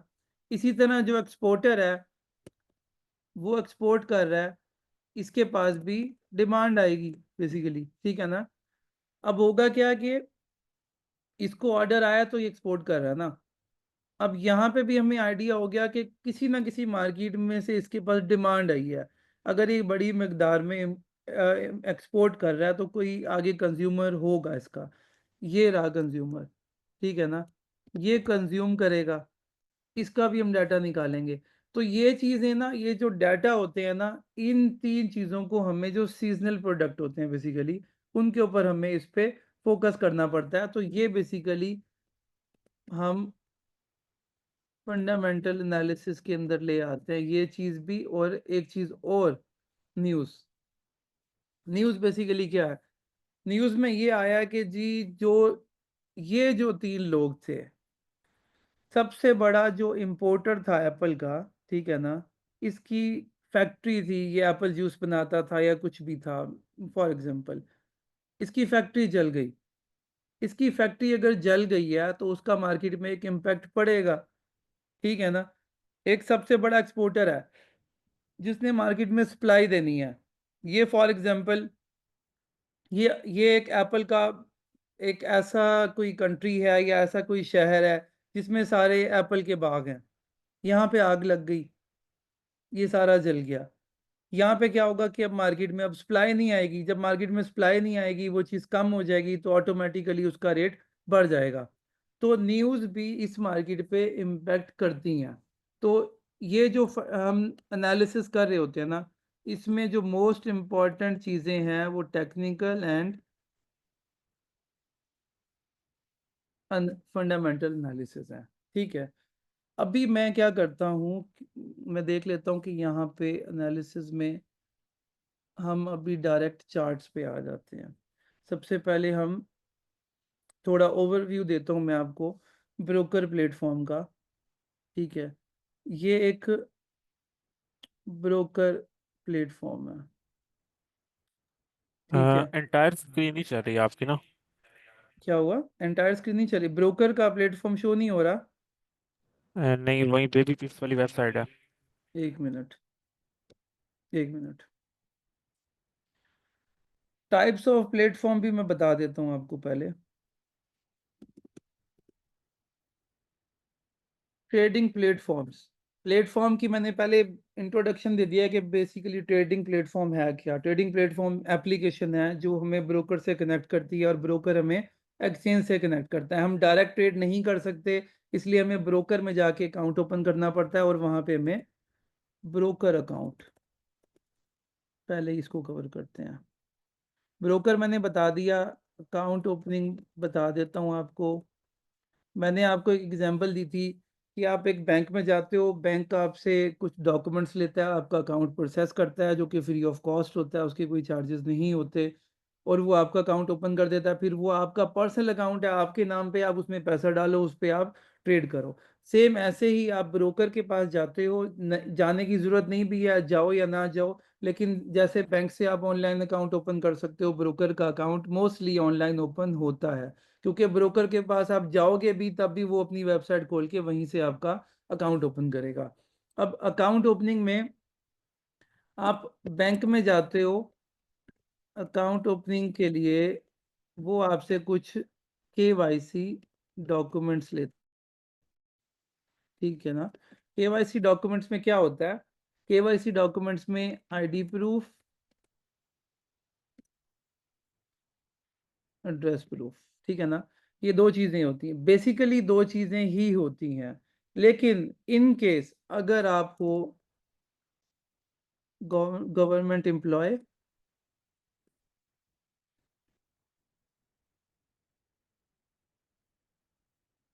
या फिर आप कोई पॉलिटिक्स से रिलेटेड बंदे हो, ठीक है ना। तो इन दो डॉक्यूमेंट्स के साथ में वो आपसे कुछ एक्स्ट्रा प्रूफ भी मांगते हैं, ठीक है ना, केवाईसी के लिए। उसकी रीज़न ये होती है कि अगर गवर्नमेंट एम्प्लॉय हो, आपको पता है वहाँ पे थोड़े करप्शन के इश्यूज होते हैं, वो आपसे ये डिक्लेयर कराते हैं कि भाई आपकी गवर्नमेंट की सैलरी इतनी है तो आपके अकाउंट में इतनी पेमेंट आएगी, तो फिर वो किस चीज़ की आएगी, कि आपके कोई और सोर्सेज हैं या नहीं है। पॉलिटिशियन है तो सेम वही चीज़, कि आप अगर पॉलिटिक्स में है तो आपकी सोर्स ऑफ इनकम क्या है, उससे हट के आप पैसा डालते हो तो वो किस चीज़ का है, कि आपका बाहर कोई बिजनेस है, कुछ है ऐसा। तो वो सोर्स ऑफ इनकम और सोर्स ऑफ वेल्थ मांगते हैं आपसे। अगर आपने आईडी में कुछ अपना ऐसा डॉक्यूमेंट डाला है जो गवर्नमेंट से रिलेटेड है, मतलब कि गवर्नमेंट एम्प्लॉय, या फिर आप कोई पॉलिटिशियन हो, या आप कोई कुछ भी ऐसा एम्प्लॉय हो आप। अगर आप एक इंडिविजुअल सिंपल से हैं, मतलब कि प्राइवेट हैं, तो फिर प्रॉब्लम नहीं है, फिर आपको ये दो चीज़ें ही देनी पड़ती हैं बैंक में। और सेम यही चीज़ें ब्रोकर में भी ऐसा ही होता है। अकाउंट ओपनिंग के लिए केवाईसी होती है। केवाईसी में आपको जो डिटेल्स देनी होती हैं, एक आईडी प्रूफ और एक एड्रेस प्रूफ, ठीक है। अब आईडी प्रूफ और एड्रेस प्रूफ के अंदर आपने ये दो चीज़ें दे दी। आईडी प्रूफ में क्या क्या आप दे सकते हो? आईडी प्रूफ में आईडी कार्ड, ठीक है, पासपोर्ट, ड्राइविंग लाइसेंस, ठीक है। एड्रेस प्रूफ में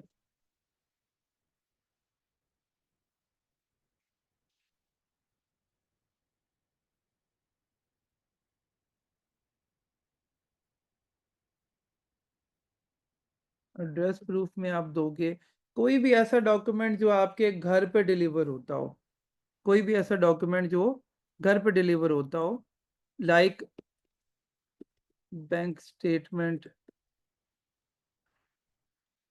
लाइक आपका कोई टैक्स का डॉक्यूमेंट जिस पे आपका एड्रेस लिखा हो, या फिर यूटिलिटी बिल,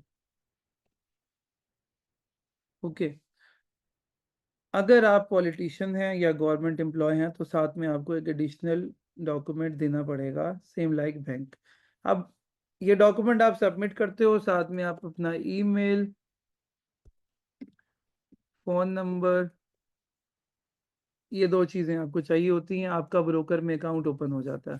ब्रोकर में अकाउंट ओपन होगा, उसके बाद आप उसमें डिपॉजिट करोगे। डिपॉजिट करने के मल्टीपल तरीके होते हैं, जैसे कि यूएसडीटी, सबसे ज़्यादा जो यूज़ होता है वो यूएसडीटी होता है। यूएसडीटी बेसिकली जैसे क्रिप्टो के कॉइन्स होते हैं ना, उसी तरह से ये क्रिप्टो का डॉलर है। सबसे ज़्यादा और सबसे इजी डिपॉजिट के लिए ये यूज़ होता है। और इसमें मतलब कि इजी टू कैश है, पूरी दुनिया में कहीं से भी आप डिपॉजिट और कहीं से भी विड्रॉ कर सकते हो। दूसरा, कार्ड पेमेंट्स भी अक्सर ब्रोकर्स में, अक्सर कंट्रीज़ में अलाउड है, अक्सर कंट्रीज़ में कार्ड पेमेंट अलाउड नहीं भी है, ठीक है ना। इसी तरह अक्सर एक स्क्रिल भी एक पेमेंट मेथड है, वो भी अक्सर ब्रोकर्स में अलाउड है, अक्सर में नहीं है अलाउड। ये तीन जो सबसे ज़्यादा पेमेंट्स के लिए यूज़ होते हैं, डिपॉजिट और विड्रॉ दोनों।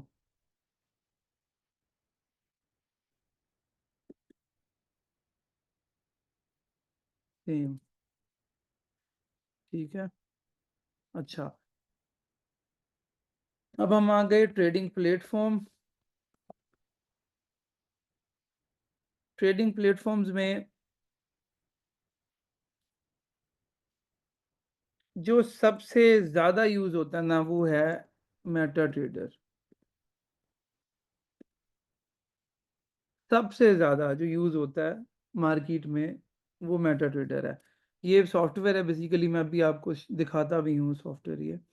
मेटा ट्रेडर है, सी ट्रेडर है, ठीक है ना, और भी हैं इस तरह के, और मल्टीपल है, वो अलग अलग नाम से हैं, लेकिन ज़्यादातर जो यूज़ होते हैं वो यही वाले हैं मेजॉरिटी में, ठीक है। अब मेटा ट्रेडर के भी दो वर्जन हैं, 4 और 5, ठीक है ना, ये दो वर्जन मार्केट में हैं। अभी हम आ जाते हैं सॉफ्टवेयर पे। हम्म।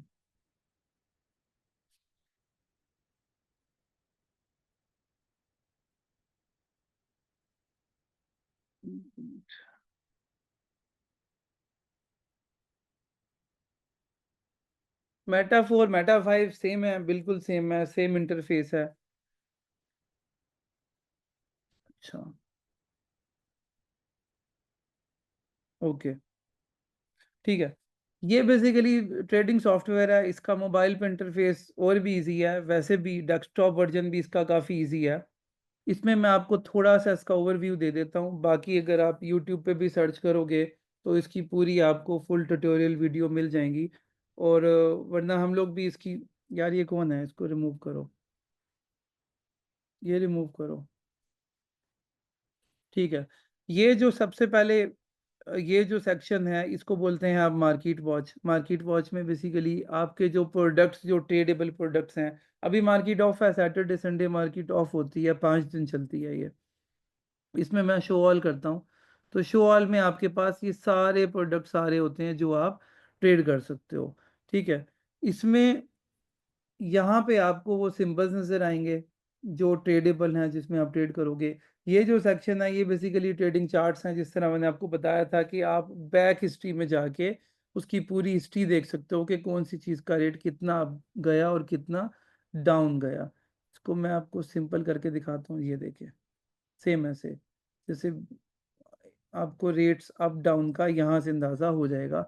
इसके ऊपर चार्ट टाइप्स पे भी हम अभी आएंगे, और भी जो चीज़ें हैं इस पे अब लेकिन सॉफ्टवेयर इसमें से शो नहीं हो रहा। नहीं शो हो रहा सॉफ्टवेयर। नहीं हो रहा। आप काइंडली अपने शेयर बंद करके ना दोबारा शेयर करके एंटायर स्क्रीन कर दें। 1 मिनट रुको, 1 minute, share source entire screen. 1 minute, मैं ये इसको शेयर कर देता हूँ प्लेटफॉर्म को, और ये ठीक है। अभी देखो,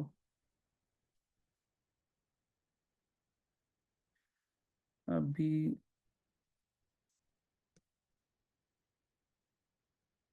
अभी शो हो रहा है शायद, जी अब हो रहा है। ठीक है। अच्छा, मैं बता रहा था कि ये सॉफ्टवेयर है बेसिकली मेटा ट्रेडर।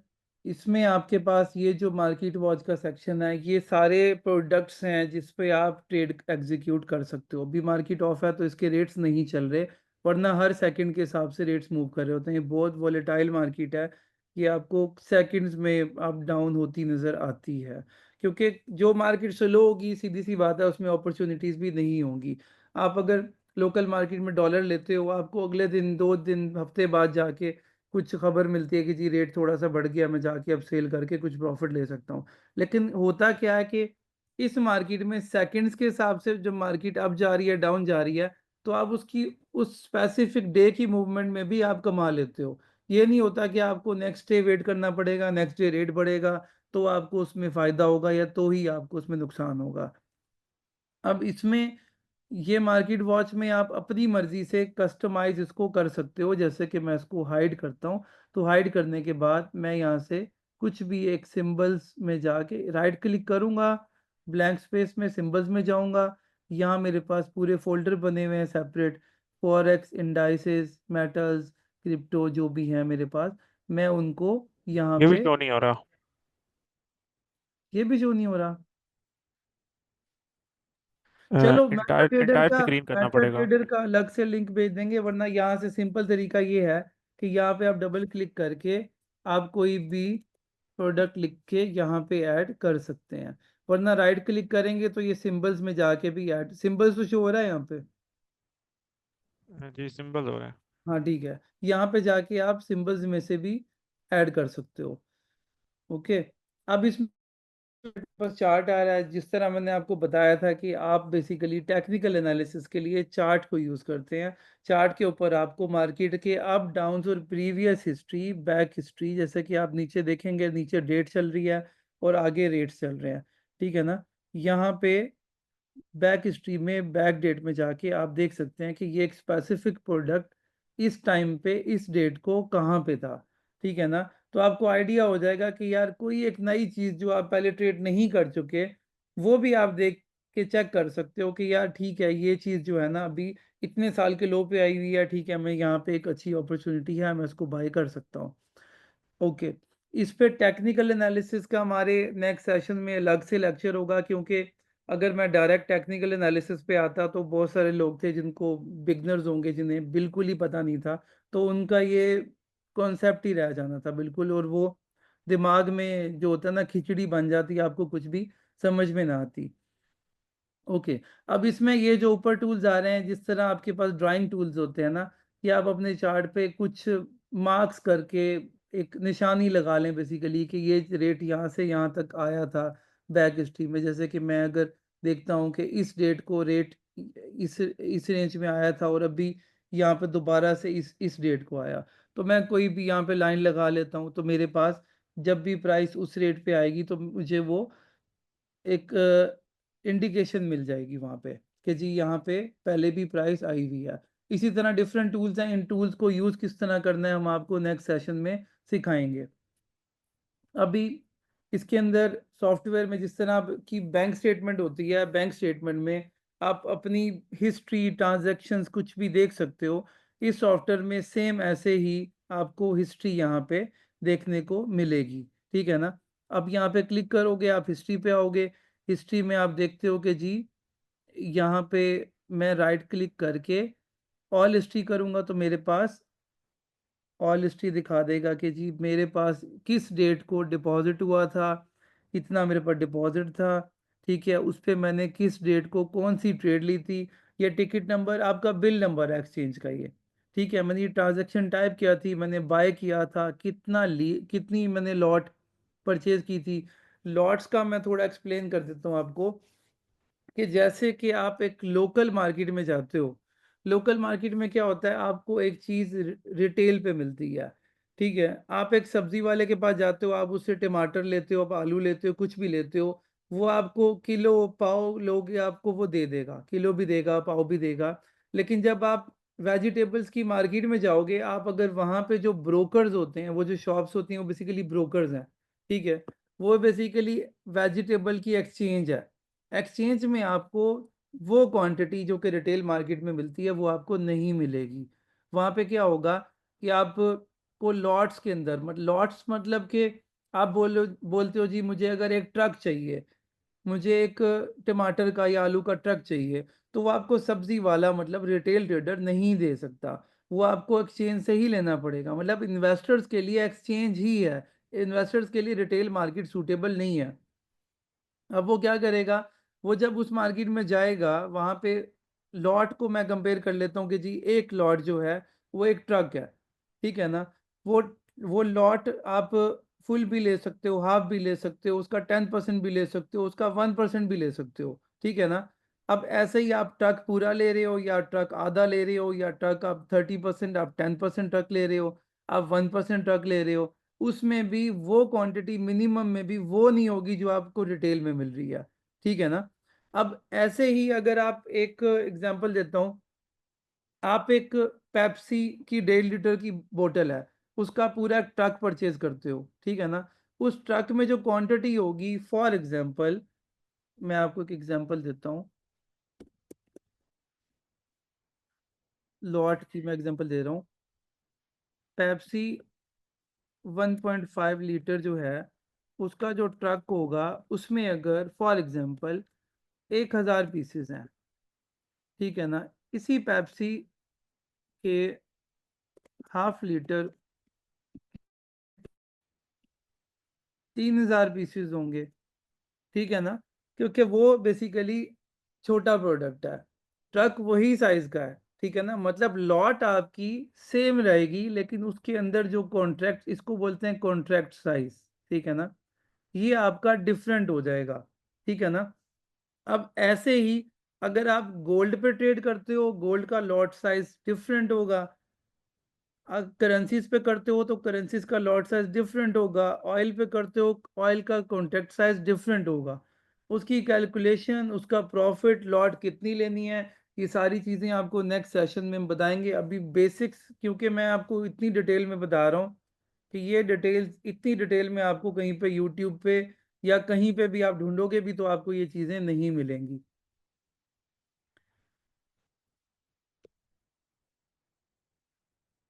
सॉफ्टवेयर पे हम आ गए, ओके, ठीक है। अब यहाँ पे क्या है कि वही चीज़ हमें बता रहा है कि जी मैंने कितनी लॉट्स गोल्ड की परचेज की थी, उस पे मुझे किस प्राइस पे ली थी, किस डेट को मैंने उसको सेल किया, ये मेरी परचेजिंग डेट है, ट्रेड एग्जीक्यूशन डेट है, और ये मेरी ट्रेड क्लोज करने की डेट और टाइम है, ठीक है। ये मेरा, ये जो प्राइस लिखा आ रहा है ये बेसिकली मेरा ट्रेड लेने वाला प्राइस है कि जिस पे मैंने ट्रेड एग्जीक्यूट की, और ये मेरी ट्रेड क्लोजिंग प्राइस है, और ये मेरा प्रॉफिट है कि मैंने इस ट्रेड में जो कि मैंने यहाँ परचेज की और यहाँ मैंने सेल की, इसमें मुझे कितने पैसे बचे और वो कितने परसेंट बनता है, ठीक है। इसी तरह नंबर ऑफ ट्रांजैक्शन मैंने की तो उस पे मुझे पर ट्रेड में कितना प्रॉफिट हुआ कितना लॉस हुआ, जैसे कि यहाँ -$500, यहाँ 300 प्लस, यहाँ पे $2200 प्लस। इसी तरह यहाँ पे मेरे पास $2011 इन 3 ट्रेड्स का सम अप बचा हुआ है, ठीक है ना। यहाँ पे आप इसी तरह से ओवरऑल प्रॉफिट यहाँ पे भी देख सकते हो, यहाँ पे आप अपना डिपॉजिट देख सकते हो, यहाँ विड्रॉवल जो आप प्रॉफिट को विड्रॉ करते हो, यहाँ पे अपना विड्रॉवल मतलब डेबिट क्रेडिट आपको यहाँ पे शो होगा। ये सिंपल सा सॉफ्टवेयर है, इसको आपको सीखने में मेरे ख्याल से 1 घंटा भी आप लगा दो तो आप इसकी सारी चीज़ें सीख जाओगे, ठीक है। अब होता क्या है कि यहाँ से आप अपना अकाउंट लॉग इन करते हो, जो आप जैसे बैंक में आप अकाउंट खोलते हो तो वो आपको ऐप देते हैं, आईडी पासवर्ड देते हैं, सेम ऐसे ही ब्रोकर से जब आप अकाउंट खोलते हो आपको आईडी पासवर्ड एक आपका इशू होता है, जो कि आप सॉफ्टवेयर में आके यहाँ पे लॉग इन करके उसके ऊपर ट्रेड कर सकते हो। सॉफ्टवेयर का ये हो गया, ठीक है। अभी मैं देख लेता हूँ कि आज के लिए हमें और क्या करा देना चाहिए इनको, ठीक है। ये नेक्स्ट लेक्चर में यार जो बेसिकली डिटेल में आ जाएंगे। मुझे पता है इस सेशन में कुछ पुराने लोग भी थे, उनको मुझे नहीं पता कि थोड़ा सा बोरिंग भी शायद लगा हो, क्योंकि ये चीज़ें जो थी उनके मतलब की नहीं भी थी, लेकिन ये चीज़ें ज़रूरी थी कि आप अगर काम कर रहे हो, आप अगर ट्रेडिंग कर रहे हो तो आपको ये चीज़ें पता होनी चाहिए कि हम कर रहे क्या हैं, इसकी हिस्ट्री क्या है, और ये काम बेसिकली किस तरह से होता है। अभी नेक्स्ट जो सेशन हम लोग करेंगे, क्योंकि अभी बेसिक्स पे ही आई थिंक टाइम बहुत ज़्यादा हो गया, आप लोग भी थक गए होंगे। अभी कुछ क्वेश्चंस लेते हैं हम लोग, और जो ये एनालिसिस के ऊपर हम आएंगे और प्लेटफॉर्म्स के ऑपरेशंस पे हम लोग आएंगे, वो हम अपने नेक्स्ट सेशन में आएंगे, और होप सो वो जल्दी हम उसकी डेट आपको अनाउंस कर देंगे। और इसकी रिकॉर्डिंग अगर किसी ने स्टार्ट से मिस किया तो वो रिकॉर्डिंग भी हम अपलोड करेंगे, उसका लिंक हम दे देंगे चैनल में, आप लोग रिकॉर्डिंग भी बाद में देख सकते हो। अभी हम क्वेश्चंस लेते हैं, आप इसको ज़रा हैंड रेस करें अपने, ताकि हम क्वेश्चंस ले सकें और जो भी आपके क्वेश्चंस हैं वो हम क्लियर कर सकें।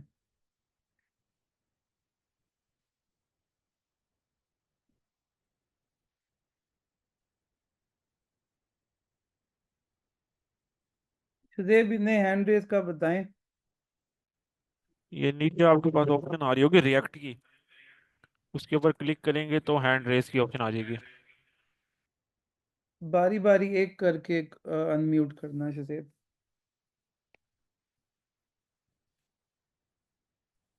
जी मोहम्मद सलमान, मैंने आपको अनम्यूट किया है, इसको अनम्यूट करें। जी जी।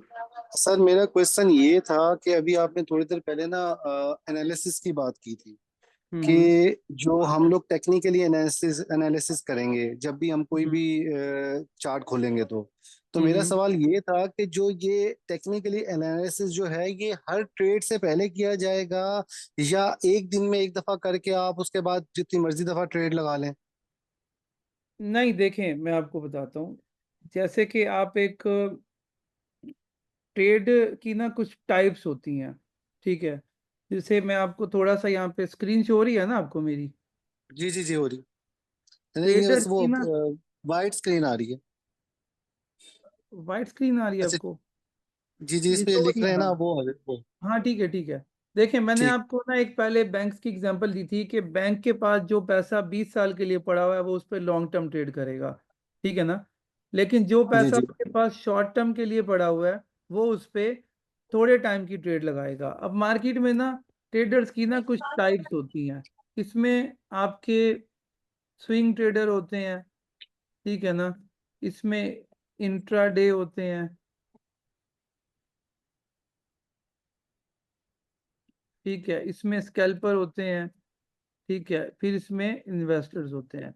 अब देखें, जैसे आप एक एमबीबीएस करते हो ना, एमबीबीएस करने के बाद फिर से आप स्पेशलाइजेशन करते हो किसी एक चीज में। हम्म, ट्रेडिंग सीखने में आप ये देखते हो कि यार मेरी जो इन्वेस्टमेंट है उसके हिसाब से मेरे लिए कौन से पैटर्न्स और कितने टाइम की जो ट्रेडिंग है वो मेरे लिए सूटेबल है। फॉर एग्जांपल, जो स्कैल्पर है, स्कैल्पर जो ट्रेडर होता है ना वो बेसिकली 1 से 5 मिनट के लिए ट्रेड करता है। मतलब उसकी जो भी ट्रेड होगी वो 1 मिनट 5 मिनट के अंदर अंदर वो एग्जिट हो जाएगा, चाहे वो प्रॉफिट में किया उसने चाहे लॉस में किया। उसकी नंबर ऑफ ट्रांजैक्शन ज्यादा होती हैं लेकिन उसके जो बोलते हैं ना, वो क्या बोलते हैं उसको, नंबर ऑफ ट्रांजैक्शन ज्यादा होती हैं लेकिन कम टाइम के लिए वो उसको होल्ड करता है, ठीक है।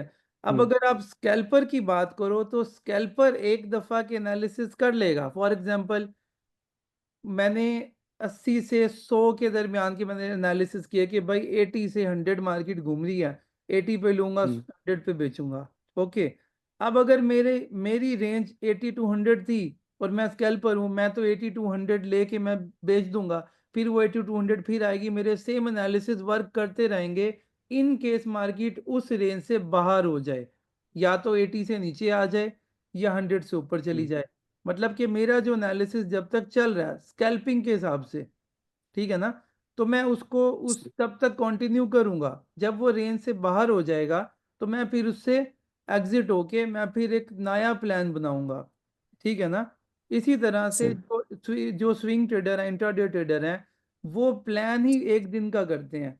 अब वो अगर सपोज करें कि 80 to 100 उनका बाइंग लेवल है, उसने अगर 80 to 100 प्लान कर लिया है तो उसका टारगेट इतना होता है कि वो फौरन क्लोज हो भी नहीं सकती। और जब उसकी एक ट्रेड ऑलरेडी चल रही है, उसके पास फंड्स भी इतने हैं कि वो सिर्फ एक ट्रेड को होल्ड कर सकता है, तो बेशक वो उस एक ट्रेड के साथ में और ट्रेड नहीं लेगा।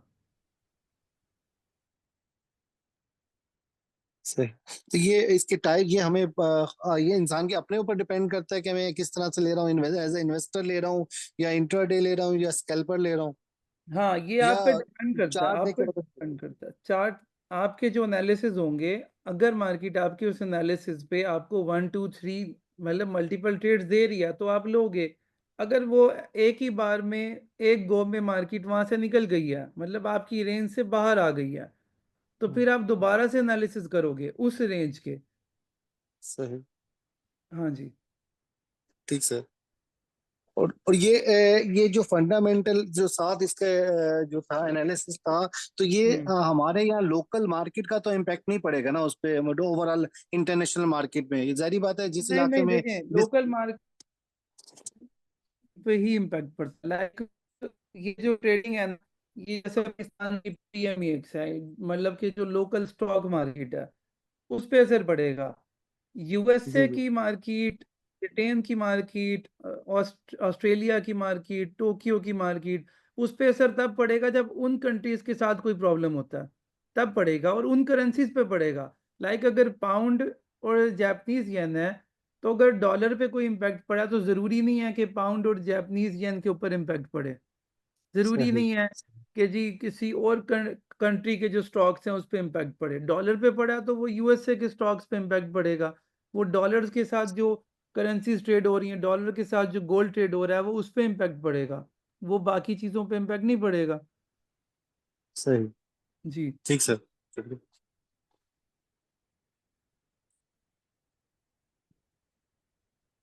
ठीक है, नेक्स्ट है कोई और?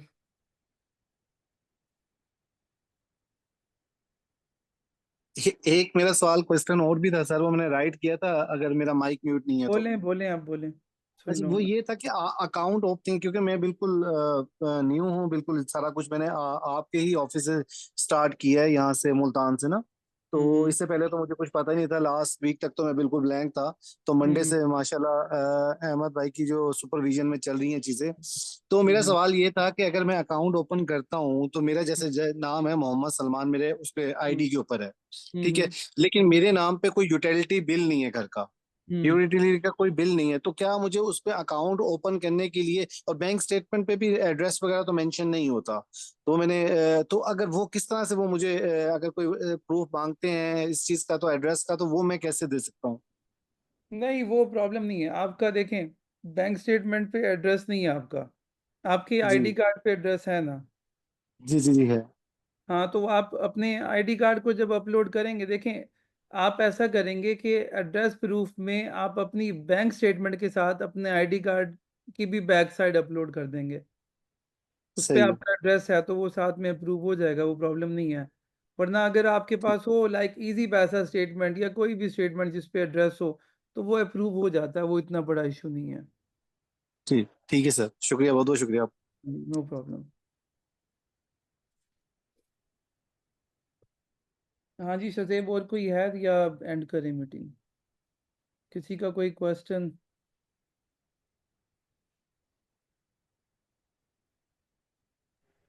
हैंड रेस तो और किसी का नहीं हुआ हुआ।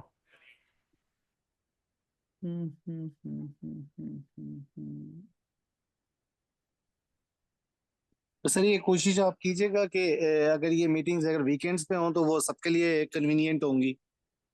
यार वीकेंड पे ही होगी, क्योंकि मैं खुद भी बिजी होता हूँ, वीकेंड पे ही कर सकते हैं इसको। जी, जी, वो ये कि चलें सब तसल्ली से बैठ के मीटिंग्स भी अटेंड कर लेंगे। तो सर ये हम्म कितना टाइम लग जाएगा इन मीटिंग्स, और कितनी हो सकती है कि हम इस काबिल हो जाएं कि कहाँ स्टार्ट कर सकें? देखें, मैं आपको ना, ये देखें, ये मेरी प्रोफाइल है, ठीक है, ये पढ़ रहे हैं आप। मुझे 17 ईयर्स होने वाले हैं इस काम में। तो मैं ये बोलता हूँ कि आपके लिए जो टाइम था ना जब हम लोग आए थे मार्केट में, उस टाइम 2-3 साल में सिर्फ बेसिक सीखने में लग गए थे। उसकी रीज़न सही। क्या थी कि उस टाइम अवेयरनेस नहीं थी, कोई सिखाने वाला नहीं था, खुद पंगे करने थे, खुद सीखना था। तो इसमें यह है कि आपको कुछ मंथ लगेंगे कुछ चीज़ें सीखने में, लेकिन ट्रेडिंग के आप काबिल हो जाओ, आप सॉफ्टवेयर को सीख लो, आप मार्केट की बेसिक सीख लो।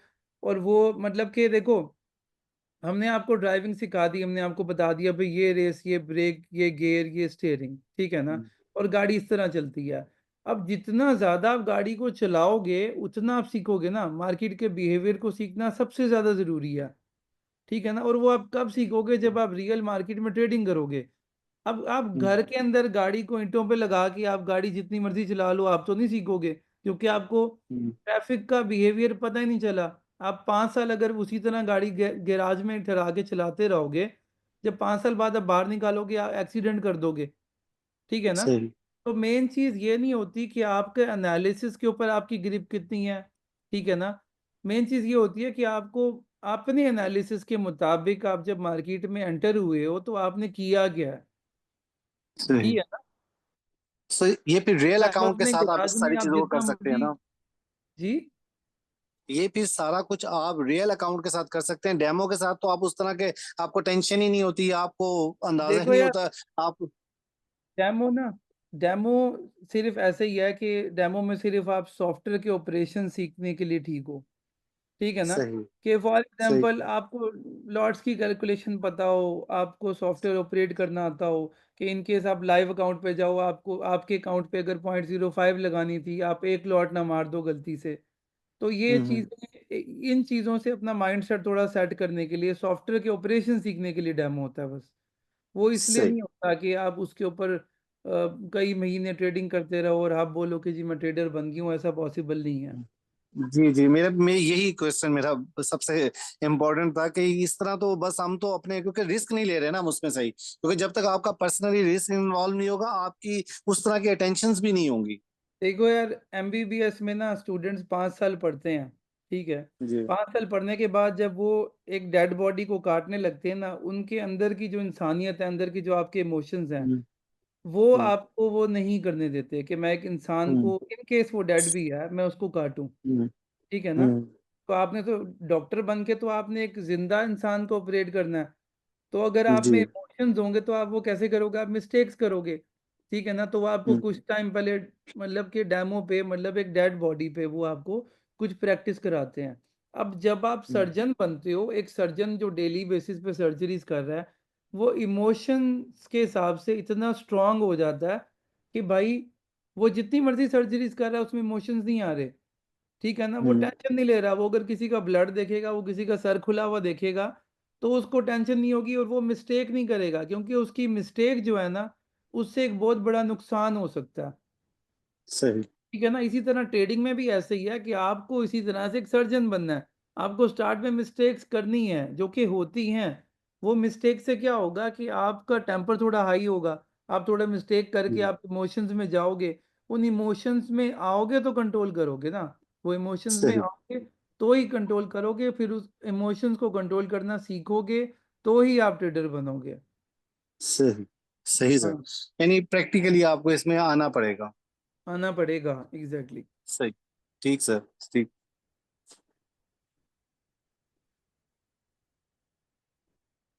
हम्म। सर जाहिद भुट्टा, मैंने आपको अनम्यूट किया है, काइंडली अनम्यूट लें। नहीं यार, ये सर जाहिद भुट्टा ये तो अनम्यूट नहीं है। हजेब, इनको अनम्यूट करो। मैंने अनम्यूट कर दिया, वो अपनी अब हो साइड से गए, करेंगे। अब हो गए अनम्यूट। अस्सलाम वालेकुम। वालेकुम अस्सलाम। क्या हाल है अब्दुल्ला भाई, ठीक हैं? अल्हम्दुलिल्लाह, मैं ठीक हूँ, आप बताएं। अच्छा, मेरा वो रिपोर्ट की तरफ से थोड़ा सा था कि मैं वो अगर अभी रिपोर्ट। ट्रेडिंग के हवाले से ना, भुट्टा साहब, वो ट्रेडिंग हम्म, के हवाले से जो होगा ना, ये भी जो सेशन चल रहा है रिकॉर्डेड है, तो उसमें हम अच्छा लोग चले ना अलग से उसमें। वो करेंगे। हाँ जी। अच्छा, इसमें मैं बच्चों को भी ये ऑनलाइन आपकी क्लासेस ले रहे हैं। तो हम्म। इसमें जो बच्चों के हैं, एक तो चलो वो मेरी उसका एड्रेस वेरीफाई है, दूसरी का जो है वो हम्म। है उसका मतलब ऑस्ट्रेलिया, मतलब वो से ऑपरेट करना चाह रही है, तो हम अकाउंट वहां से बिनास के थ्रू वहां से भी ओपन करा सकते हैं। आप पूरी दुनिया में कहीं से भी कर सकते हैं ओपन। अच्छा ठीक है। उसमें हाँ यह है कि ब्रोकर हमारा वो जैसे आपके थ्रू होगा वो ही होगा, वो चाहे हम उसे वर्ल्ड में कहीं बैठ के हम उसे ऑपरेट कर जी सकते हैं। जी जी जी जी, ऐसे ही ऐसे ही है। बस ठीक पूरी है, बाकी दुनिया में जो आप है। कहीं से भी कर सकते हो, प्रॉब्लम नहीं है। हाँ, बस बस बाकी ये है कि ये आप सेशन माशाल्लाह आपका बहुत अच्छा गया है हाँ जी। बच्चों के लिए माशाल्लाह। तो नेक्स्ट में आपका क्या होगा, जो आपका नेक्स्ट नेक्स्ट वीक में सेशन में होगा? हम लोग आगे चलेंगे, जैसे कि ये देखें ना आप यहाँ पे, नेक्स्ट सेशन में हमारे प्रॉपर एनालिसिस आ जाएंगे कि ट्रेड ठीक हो गया करने के लिए हम क्या चीज़ें चार्ट पे देखते हैं। क्योंकि अभी हमने जो सर। देखे ना, एक आप एमबीबीएस में आते हो, आप एक बंदे को आप खोल रहे हो, ठीक है ना, आपने उसको हम्म। ऑपरेट करना है। आपको ये आपने हम्म। पढ़ा होगा कि यार कहाँ पे कौन सी वेन होती है, ठीक है ना, सर। ब्लड सर्कुलेशन को आपने पढ़ा होगा। तो मार्केट की जो बेसिक्स है ना, वो मैंने आज आपको मतलब कि कुछ घंटे में मैंने आपको सारी बता दी हैं। ये नहीं। रिकॉर्डेड लेक्चर होगा, अगर आपने कुछ मिस किया तो वो भी आप बाद में रिकॉर्डिंग में देख सकते हो। कोई क्वेश्चन होगा किसी बिल्कुल। टाइम पे, हमारी टीम को आप मैसेज करो, वो आपका क्वेश्चन क्लियर करेंगे। नेक्स्ट नहीं ठीक सेशन है, में ये तो हम लोग मसला नहीं। आगे स्टार्ट करेंगे, आगे का जो है ना, मतलब सॉफ्टवेयर पे आ हम्म, जाएंगे, एनालिसिस पे आ जाएंगे, फिर ब्रोकर अकाउंट ओपन किस तरह होता है उस पे आ जाएंगे, केवाईसी किस तरह होती है, वो सारी चीज़ें बताएंगे नेक्स्ट सेशन में इंशाल्लाह। बस बस बस ठीक है, मैं वही वही क्वेश्चन था मेरा, जो मुझे आंसर मिल गया है। तो इंशाल्लाह इसको कंटिन्यू कर रहे हैं बच्चे भी। तो बाकी ये है कि माशाल्लाह आज का सेशन बड़ा अच्छा रहा, जबरदस्त। आगे भी इंशाल्लाह, आगे इससे ज़्यादा मज़ा आएगा आपको। माशाल्लाह जी, आप एक्सपीरियंस हैं, मैं मतलब अपने स्टूडेंट लेवल पे चला गया हूँ, क्योंकि मेरा स्टूडेंट जो दौर है हम्म। वो 86 87 है, मुझे आपने वहां हम्म। पहुंचा दिया। तो अच्छा, मैं जो है सही। ना, आपका सेशन बड़े गौर से जो है ना वो पीछे चला गया, और माशाल्लाह जिस मैंने तरीके भुट्टा से साहब, आपने मैंने ना, मैंने सम असल में मैंने हजारों लोगों को सिखाया होगा ट्रेडिंग में। तो मेरा ये तरीका है ऐसा। कि जब मैं सिखा रहा होता हूँ ना, मैं ये भी देख हाँ। रहा हूँ कि इसमें एक ऐसा बंदा भी हो सकता है कि जो बिल्कुल भी नहीं समझता होगा, जिसने वीडियोज भी देखी होंगी यूट्यूब पे, जिसको बिल्कुल सही बात मैंने ऐसे ऐसे लोगों को ट्रेडिंग करवाई है है। जिन लोगों को कंप्यूटर भी यूज करना नहीं आता। तो वो प्रॉब्लम सही ही कहा। नहीं है हमारे लिए, क्योंकि हम जानते हैं कि काम कराना कैसे है। वो प्रॉब्लम ही नहीं है कोई। नहीं, बिल्कुल ऐसी बात है। मैं तो वो, जैसे आपने उस वक्त की बात की है जब ये ऑनलाइन सिस्टम भी नहीं होता था, नेट तो दूर की बात है। जब आपने हाँ। गंदम और इसका रेट की बात की है ना, तो वो वैसे पुरानी वक्तों की बात है। जब हम हम्म। ट्रेड सेंटर यहाँ पे होता था कराची में, तो वहां हम्म। जाते थे, तो वहां पे ये इस चावल गंदम अनाज मतलब इस पे हम्म। होती थी ट्रेड। हम्म। मुझे वही बात जो आपने एबीसी से समझाया है ना, बड़ा मुझे बड़ा अच्छा लग रहा है। मुझे आपका असल में ना समझाने का मैंने तरीका जबरदस्त। मैंने इतने टाइम में मैंने ये देखा कि आप YouTube पे जाओ या आप कहीं पे भी जाओ, आपको वो ट्रेडिंग स्टार्ट करेंगे, हाँ भाई ये फॉरेक्स मार्केट है, ये ऐसे है, ऐसे इसमें अकाउंट खुलता है और ऐसे आप ट्रेड करते हो, डेट सीट। उसमें आपको जी। जो चीज़ें मैंने बताई है ना, इसमें बहुत सारे लोग बोलेंगे यार ये चीज़ काम की नहीं थी, लेकिन आपको पता होना चाहिए कि भाई काम कितना ऑथेंटिक है। ये आप जब ये चीजें पता होती हैं ना, तब भी फिर एक चीज ये होती है कि आप एक बंदे के पास बैठे हो, आप एक बड़ा काम कर रहे हो, तो आप से अगर वो पूछ ले कि यार ये काम है क्या, इसकी बेसिक्स क्या है, इसकी रूट्स क्या है, तो वो आपको कम से कम एक दफा आपके दिमाग से वो चीज गुजरी हो कि आप उसके क्वेश्चंस क्लियर कर सको। तो ये चीजें आपको नहीं नहीं, इंटरनेट बिल्कुल पे जबरदस्त। ढूंढने से भी कहीं नहीं मिलेंगी, जो मैंने आपको नहीं बताई हैं। नहीं, मैं खुद इसको जब सीखा है थोड़ा बहुत ही, बस वो इस तरह तो नहीं सीखा जिस तरह मैं हम्म। आज हम्म। आपसे अलिफ बे से स्टार्ट कर रहा हूँ, जैसे एबी से स्टार्ट कर रहे हैं आप, तो मुझे बड़ा हम्म। समझ आया जबरदस्त। तो ये हम्म। थ्योरी माशाल्लाह आपकी बहुत अच्छी है माशाल्लाह। मैं आपके सारे वो भी माशाल्लाह बच्चे भी, हम आपके जी जी। सेशन माशाल्लाह बाकायदगी से देख रहे हैं। बाकी अल्लाह आपको फिक्र माशाल्लाह आपको तरक्की करे। चलें, मेहरबानी है आपकी बेटा साहब। थैंक यू बड़ा थैंक लफ्ज़। You so much, thank you. हाँ जी शसेब, और किसी का क्वेश्चन है? किसी और का क्वेश्चन नहीं, है अभी तो तो नहीं है। ठीक, वरना फिर मीटिंग को एंड करते हैं। अभी रुके 1 मिनट। ओके। अक्सर लोगों को यार इस पे हैंड रेज करना नहीं आता ना, वो भी प्रॉब्लम है। अस्सलाम वालेकुम सर। कौन है ये? वालेकुम अस्सलाम। जी सर, अहमद बात कर रहा हूँ। अच्छा, गुजारिश ये थी कि सब लोग डिस्कस कर रहे थे कि नेक्स्ट सेशन अगर रखना है आपने तो डे अभी बता दें, ताकि बाकी लोग प्रिपेयर रहें टाइमली, और शाम की कोशिश करें कि शाम का हो। वीकेंड पे रखेंगे और शाम का ही रखेंगे, मेरे ख्याल से हमें पाकिस्तानी टाइम के हिसाब से 7 बजे का रख लेना चाहिए। जी, तो सैटरडे का ही संडे का रख लें और 7 संडे का बजे का ही रखेंगे, कर दें। संडे का। नेक्स्ट सैटरडे में नहीं हूँ अवेलेबल, संडे। Sunday Sunday. कर दें फिर। हम्म। जी, फिर संडे अनाउंस कर दें आप 7 बजे का। हाँ, संडे को 7 बजे वो ग्रुप में वहाँ पे भेज देंगे हम लोग। ग्रुप में उसका टाइम वगैरह भेज देंगे संडे को शाम को।